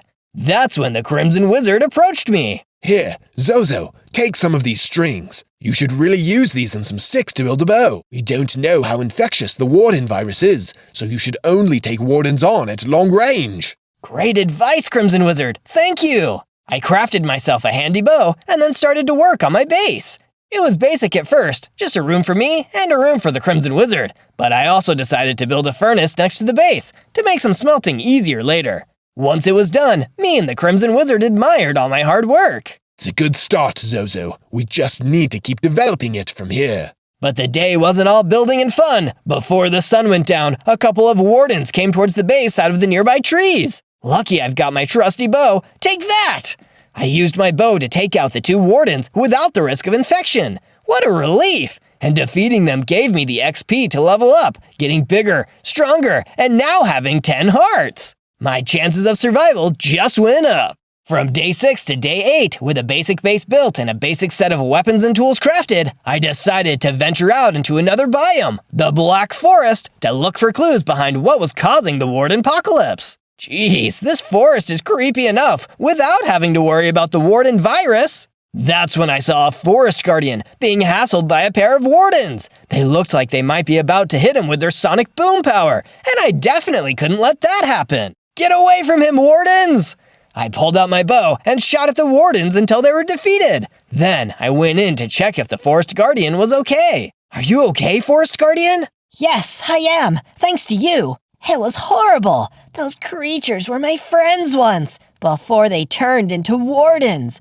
Something nightmarish is happening in the overworld. The Warden Apocalypse! I'm trying to stop it! Is there anything you could tell me that might help me get to the bottom of this? Yes, perhaps, but there's an even worse infection further into my beloved forest. Come help me with that, then I'll tell you everything I know. From day 9 to day 10, the Forest Guardian and I went deeper into the Black Forest until we found a grove positively full of deadly wardens. Wow, this is a real infestation! I better take them out quick before it gets even worse! But of course, taking out the wardens was a lot easier said than done, especially because there were just so many of them! The second I fired an arrow at one of them, all the others were immediately alerted! They turned and started coming towards me! One of them even fired a sonic boom, staggering me and knocking off a few of my hearts! It was clear I wasn't strong or skilled enough to fight them yet, and I definitely didn't want them to touch me, so I really needed to get out of there. I ran off, leaving the wardens behind. Once they'd finally stopped chasing me, I ran into the Forest Guardian again. I'm so sorry, Forest Guardian. There were just too many of them. I couldn't do it. It's okay, Zozo. You tried your best. I'm just glad you weren't infected. I promise we'll come back and solve this. We'll solve everything. Want to come back with me to my base in the meantime? There's safety in numbers. Good idea, Zozo. Lead the way. From day 11 to day 12, I brought the Forest Guardian back to my base and built a new room for him. I filled it with plenty of plants just to make sure he wasn't homesick. Thank you, Zozo. This is an excellent room, and including the plants was very thoughtful. No problem, Forest Guardian. Now, could you tell me everything you know about the Warden Apocalypse? It might hold the key to stopping this whole thing. Well, I don't know much, but one day this strange, tall creature came wandering through the forest in the middle of the night. I'd never seen anything like it.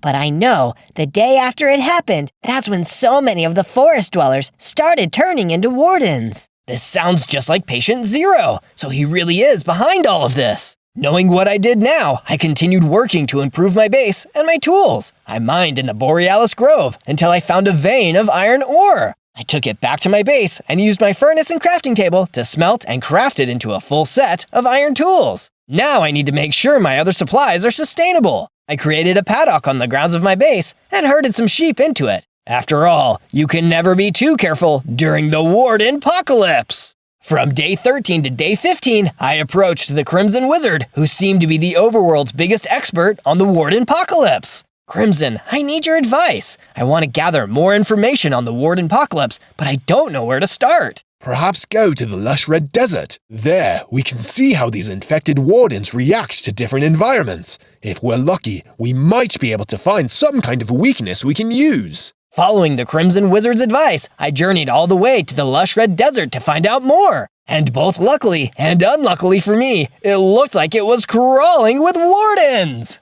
Guess I at least won't be hurting for research subjects. But what I discovered through my research didn't make me feel any better. The infected wardens seemed just as powerful and dangerous in the desert as they did in the bayou or the forest. Stopping the Warden Apocalypse is gonna be a lot harder than I thought. When a few of them attacked me, I was at least able to take them out with my bow, and they dropped a few useful items, some shark tooth arrows for my bow, and a health potion. You can never have enough health. Bottoms up! The potion was a huge help. I went from 10 to 30 hearts immediately. Finally, some good news today. From day 16 to day 19, I continued my search for some useful items or information. That's what led me down into a dark, spooky underground cave. Thankfully, back at my base, I'd made plenty of torches to place along the walls and mark my way. This should shed some light on the situation.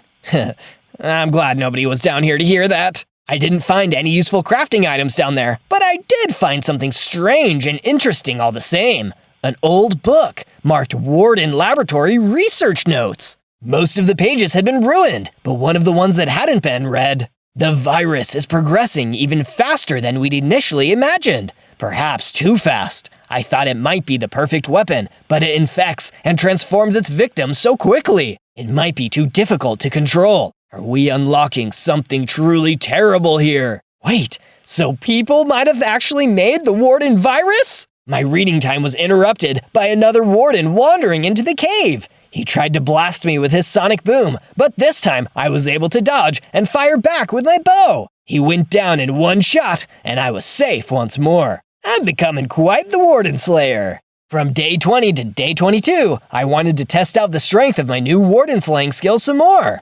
I'd noticed that the Wardens liked waiting in old or abandoned places, so I found my way to an old abandoned house and searched inside. Sure enough, some Wardens were waiting for me, and I easily defeated them with my bow. There may be some hope of stopping the Warden apocalypse after all. I also found some iron ingots in a chest inside the abandoned house and decided I'd make use of them. I went back to my base and used my crafting table to create a set of iron armor. That should hopefully have made the Warden's sonic booms pack less of a deadly punch. What's a good offense without some good defense after all? The Forest Guardian came out of the house and gave me a few apples he gathered while I was away. He thought I would be starving after my long journey in the desert. Feeling so much stronger and more confident than before, I journeyed deep into the Black Forest once again until I found the area infested by all those Wardens. This time, I'm not running away. Using my superb bow skills, I took out every single one of the Wardens and cleared the forest. The Forest Guardian is going to be so happy when I tell him. I was journeying back to my base through the Borealis Grove when I heard a familiar, creepy voice and saw a familiar, tall, dark shape. It was Patient Zero! Please, help me. The experiments, my creation. I was curious about what he said about the so-called experiments, but I was also scared out of my mind. I ran away as fast as I could, and I just hoped Patient Zero wouldn't be following me. From day 23 to day 26, I returned to my base, still feeling a little worried that Patient Zero might be on my tail. I waited outside the base for a few hours with my bow at the ready. I was just lucky that he never showed up. That's one problem I wouldn't have to deal with until later. But I still had some good news to give. I ran over to the Forest Guardian, who was sitting outside and enjoying nature. Forest Guardian, I have great news! I went back to the Black Forest and drove out the Warden infestation. It should be safe for you to return now. That is great news, Zozo. Thank you for all that you've done. I shall return to the forest now. I wish you luck in bringing the Warden apocalypse to an end. Here is a reward for your help. He threw me an anvil and a flame one enchantment, and with that, the Forest Guardian left. Already, something else was on my mind. I got lucky that Patient Zero didn't follow me back this time. What if next time I wasn't so lucky? I really need to build some new base defenses and equipment upgrades. First, I upgraded my bow. I placed the anvil at my base, and with the help of the enchanted book Flame 1, I was able to enchant my bow to fire flaming arrows. This will really make it pack a punch. Then, I built a strong defensive wall around my base. You can't have a Warden-slaying fortress if Wardens can just waltz right in at any time they like. After the wall was done, I stood back and took in how far my base had come. I might just be able to save the world. From day 27 to day 31, I decided it was time to have a change of scenery and explore further for more clues about the origin of the Warden virus. That's why I went to the White Beach. I think I'm onto something, and all this talk of secret labs and experiments, but I'm still missing important information. My thoughts were interrupted when I ran into a small gang of villagers on the run through the beach. They looked worried and frightened. Hey, are you guys okay? Far from it. An army of Wardens attacked our village. Almost everyone was wiped out or changed. And now we have nowhere to live. You're in luck. Well, aside from the whole village destruction thing, of course. You can head back to my base in the Borealis Grove. I'll keep you safe there while I figure out how to stop the Warden apocalypse. While the villagers headed back to my base, I decided I'd collect a few blocks of sand for a construction project I was working on. When I returned to my base, I added more rooms for the villagers to sleep in. I also used my furnace to turn the sand into glass, so I could give my base some windows. Perfect for keeping an eye out for the Warden hordes out there. Just as I was standing back and appreciating my hard work, the Crimson Wizard ran towards me in a panic. Zozo, there's trouble going down in the bayou. Big trouble. I need your help. From day 32 to day 35, the Crimson Wizard and I ran back to the Wood Villagers' hideout in the bayou. Crimson was right about him being in trouble, because by the time we had made it to the hideout, it was already overrun with wardens. We'll come save you, Woody! No, don't be reckless. It's already too late for me. Get out of here and save yourselves. I didn't want to believe it was true. I pulled out my new fire-enchanted bow and shot flaming arrow after flaming arrow into the wardens until none were left standing. Then I ran in to see how the wood villager was doing. Stop right there. But why? I saved you. No, you don't understand. I'm infected, Zozo. I'm sorry, but like I told you, it's already too late for me. Poof! The wood villager turned into a warden and fired a sonic boom at me. It was hard, but I had no choice. I fired a flaming arrow at the warden that had once been the wood villager, and he was no more. From day 36 to day 39, I needed to get away from the bayou and from the Borealis Grove. I was still so shaken up after what happened to the wood villager. I just couldn't stand it. That's why I went to the tropical rainforest, wandering around and feeling the sunshine and thick tropical air washing all my troubles away. That's when I ran into the illager from the faraway lands, a mysterious stranger walking through the rainforest. Hey, Mr. Illager, I was taking kind of a vacation day out here, but since you're around, would you happen to know anything about the Warden Apocalypse? Oh, I know a lot about the Warden Apocalypse. A lot. But I won't give you that information for free. It comes at a price. Name it. There are some more of those blasted wardens near here. They chased me out of my favorite part of the rainforest. Go destroy them, and we'll talk. Deal. Following the illager's instructions, I searched around the nearby forest until I happened upon a group of wardens wandering around, searching for fresh victims. It didn't take long for me to take them all out with my bow and flaming arrows. Then I made my way back to the illager, eager to find out more about what I was really facing out here. Tell me everything you know about the one they call Patient Zero, the Warden Enderman. He's the one who caused all this. I need to understand him. He wasn't always a monster. Well, not in the literal sense anyway. He was a scientist once, and quite a brilliant one at that. But as time went on, his experiments got stranger and stranger. And then, when people started refusing to work with him, he started doing experiments on himself. I imagine one day he went too far and became the Patient Zero you know today. So, he was normal once. Interesting. Maybe, deep down, there's something in there I can still reason with.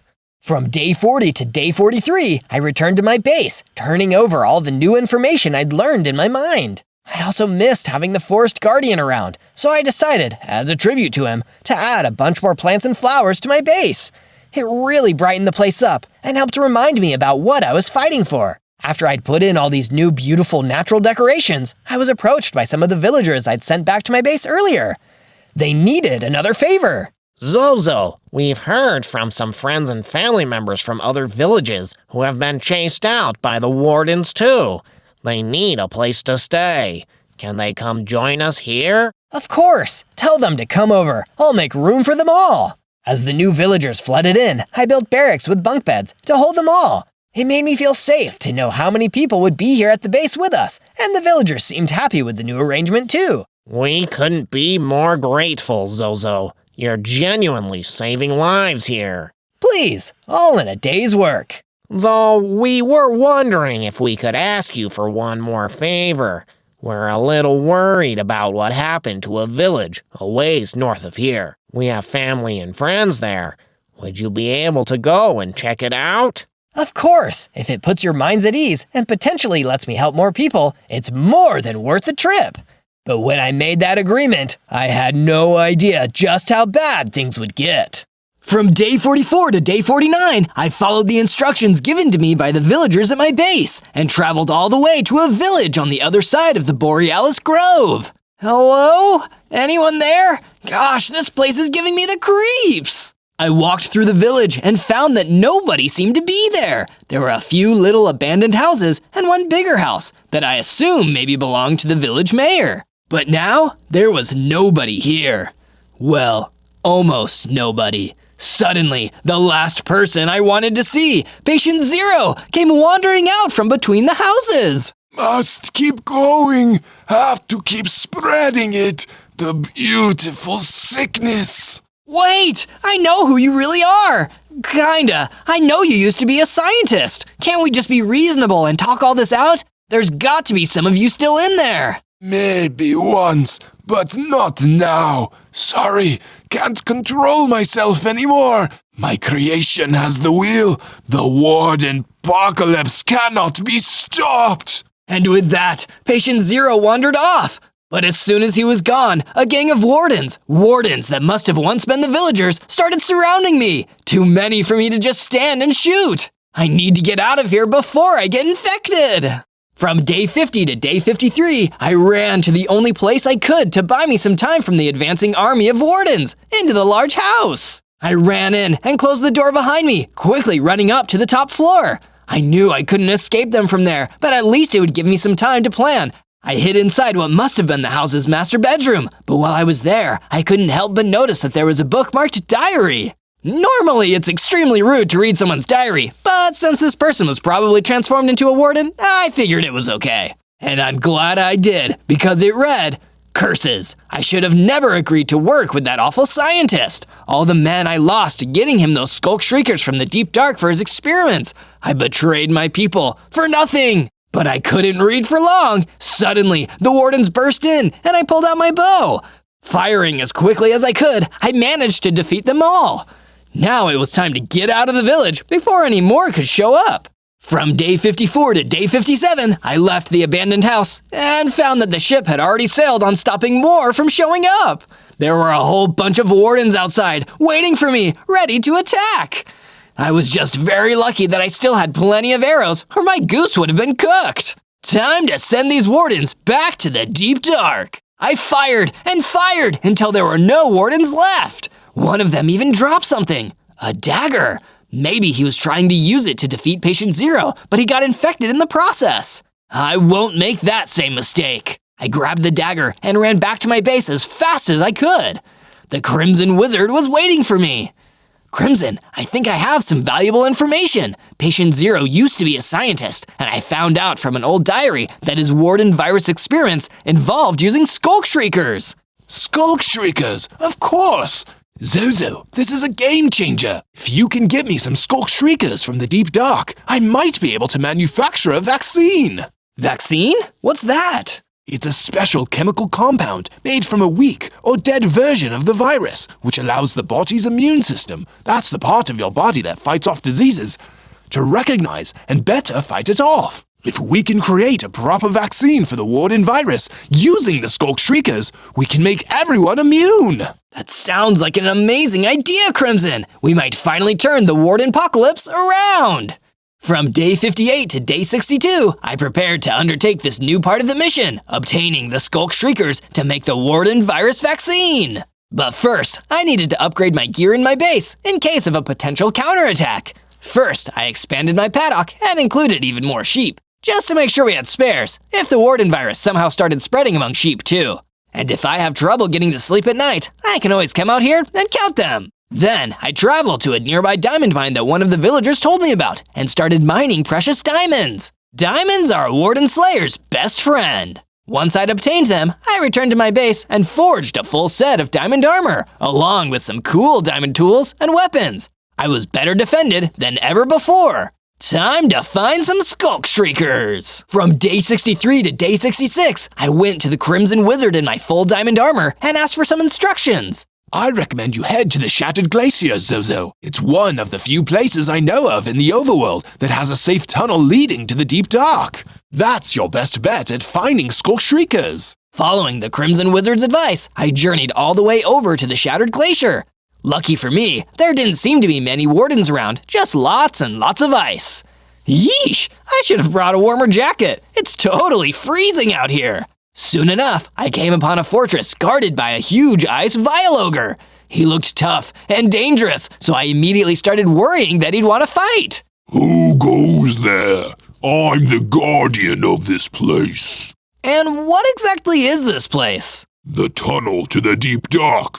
But I'm not letting anyone in. There's been a dangerous Warden infestation in there, and I can't let civilians wander in willy-nilly. But I'm not just any civilian. I'm a professional warden slayer, and I'm searching for the skulk shriekers that'll help my friend, the Crimson Wizard, create a vaccine for the warden virus. You're a warden slayer, huh?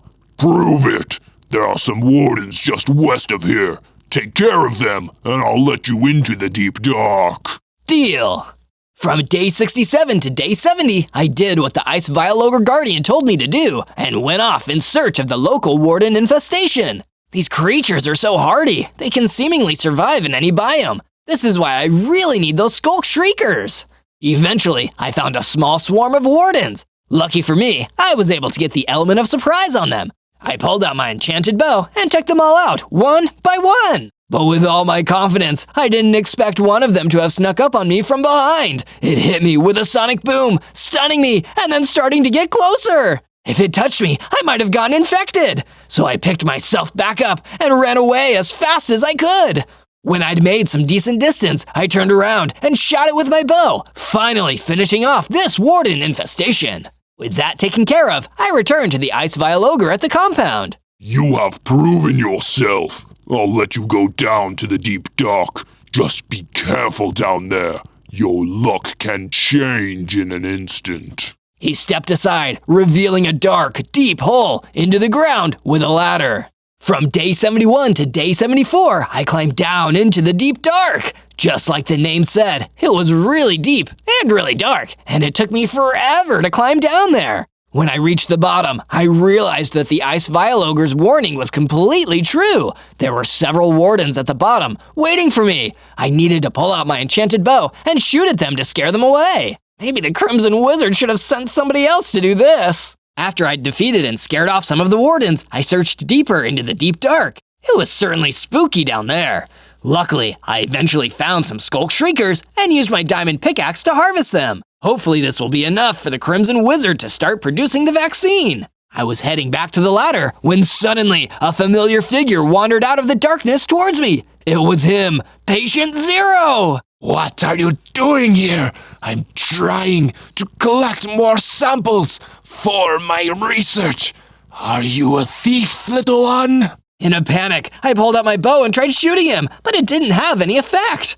And I didn't want to get any closer in case I got infected.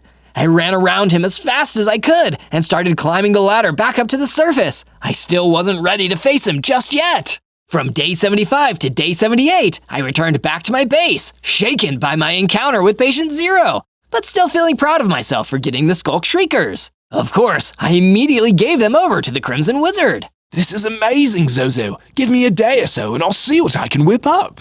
While the Crimson Wizard was working away on the vaccine for the Warden virus, I decided to make some base improvements, like making the wall taller so I could have better defenses against Warden attacks. By the time all my construction projects were done, the Crimson Wizard had something for me. I think I've done it, Zozo. I think I've created a Warden virus vaccine potion. But I need to be able to test it before we give it to people. It's okay, Crimson. You can test it on me. Are you sure, Zozo? It's still experimental. If it helps save the world, it's a risk I'm willing to take. I drank the Warden virus vaccine, and the change was immediate. Not only was I now immune to the virus, I was bigger, stronger, and had 60 hearts. These results are incredible, Zozo. We must share it with the world. Here, take as many Warden virus vaccines as you can carry. Give them to as many friendly people as you can. Together, we'll stop the Warden apocalypse once and for all. From day 79 to day 84, I decided I'd take advantage of my new immunity and roam the Badlands, taking on any Warden that I saw. It felt great to finally be on top of things and know that the end of the Warden apocalypse may finally be in sight. During my exciting Warden slaying adventures, I came across an old hunter also wandering the Badlands. Mr. Hunter, my friend created a Warden virus vaccine. If you and everyone you know takes these, you can avoid getting infected. Please, take a bunch. This is incredible! What do you want in return, kind sir? Nothing. The more people have these, the safer we're all going to be. Then please, as a token of my gratitude, at least take this crossbow. I've used it on many a warden myself. Believe me, it packs a mean punch. Thank you, Mr. Hunter. I'll use it well.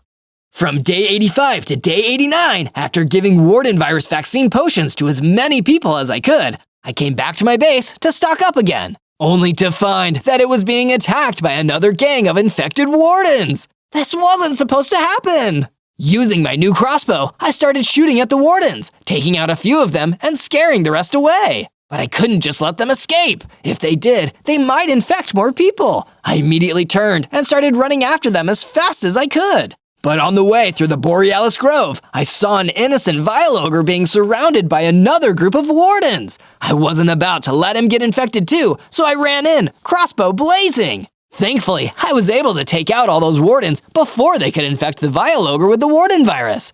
I gave him one of the vaccine potions too, just to be safe. You won't regret this, Zozo. Someday, I will repay this kindness. You have my word.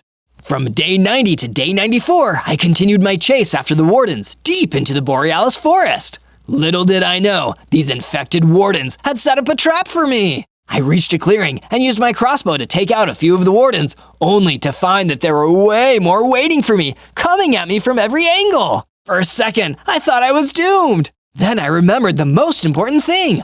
I'd taken the vaccine. I was immune. Remembering this, I pulled out my diamond sword and decided to take on the wardens directly. Let's do this. I'm canceling the Warden apocalypse. From day 95 to day 97, I kept fighting, using my diamond sword to mow through the Warden army like a dad's lawnmower through grass. Soon enough, I defeated every single one of them, and all that was left on the floor was a single book. I picked it up, and just like the damaged book I'd found so long ago, it was titled Warden Laboratory Research Notes. One of these wardens must have been another scientist at the lab. I leafed through the pages. One part read, "Things are getting out of hand. There have been way too many incidents lately. The lead researcher is getting reckless as his obsession with the Warden virus grows. I fear that if we don't get control of this soon, the Warden virus might leak out into the Zelkova forest and maybe even beyond." The Zelkova forest! That must be where the lab is! I can go down there and finish all of this once and for all!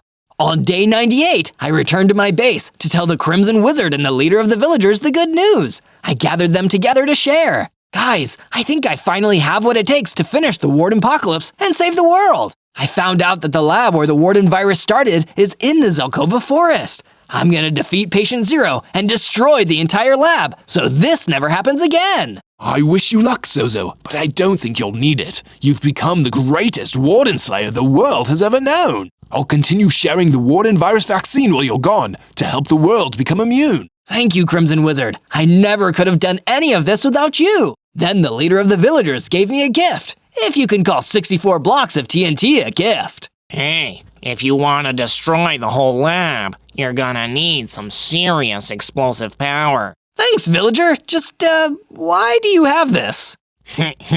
Don't ask questions you don't want to know the answers to, kid. And with that, I was ready to go and save the world from the Warden virus. On day 99, I traveled all the way to the Zelkova forest, hoping to find the lab and destroy the evil of the Warden virus. On the way there, I ran into the King Pig and decided to give him some of the Warden virus vaccines for his pig kingdom. Thank you, Zozo. You can do this. I believe in you. After searching a little longer, I found the lab. It was abandoned and crawling with wardens around the outside. Even if they couldn't infect me, there was no way I could take them all out and still defeat Patient Zero afterwards. But then, just as I needed him most, the Vile Ogre I saved earlier ran in, ready to fight. I told you I'd repay your kindness someday, Zozo, and that day is today. You go in there and take down the big boss. I'll take care of these warden creeps for you. On day 100, I entered the abandoned laboratory, which was somehow even creepier than the deep dark. I wandered through the halls, encountering warden after warden and taking them down with my crossbow. It was why the only way to end this was to defeat Patient Zero and destroy the lab altogether. Eventually, in the largest room of the lab, I found him waiting for me. It's time for this to end, Patient Zero. The Warden apocalypse is over. Fool, you have no idea what you're dealing with. The Warden apocalypse is just beginning. On a long enough timeline, the virus will mutate, becoming bigger and stronger until nobody can stop it. That's why I need to stop you right now. He hit me and was astonished to see that I didn't transform into a warden. No, this is impossible! How could you be immune to my beautiful virus? We took the vaccine. It's over, Patient Zero. There's only one cure for you. I pulled out my dagger and destroyed Patient Zero in one shot. All that was left to do was destroy the lab itself, so nobody could ever find his work. I went back outside and put TNT all around the lab, completely surrounding it with the explosive blocks. Afterwards, I stood back and fired a single flaming arrow. Boom! The lab was completely destroyed, and the Warden apocalypse was truly over.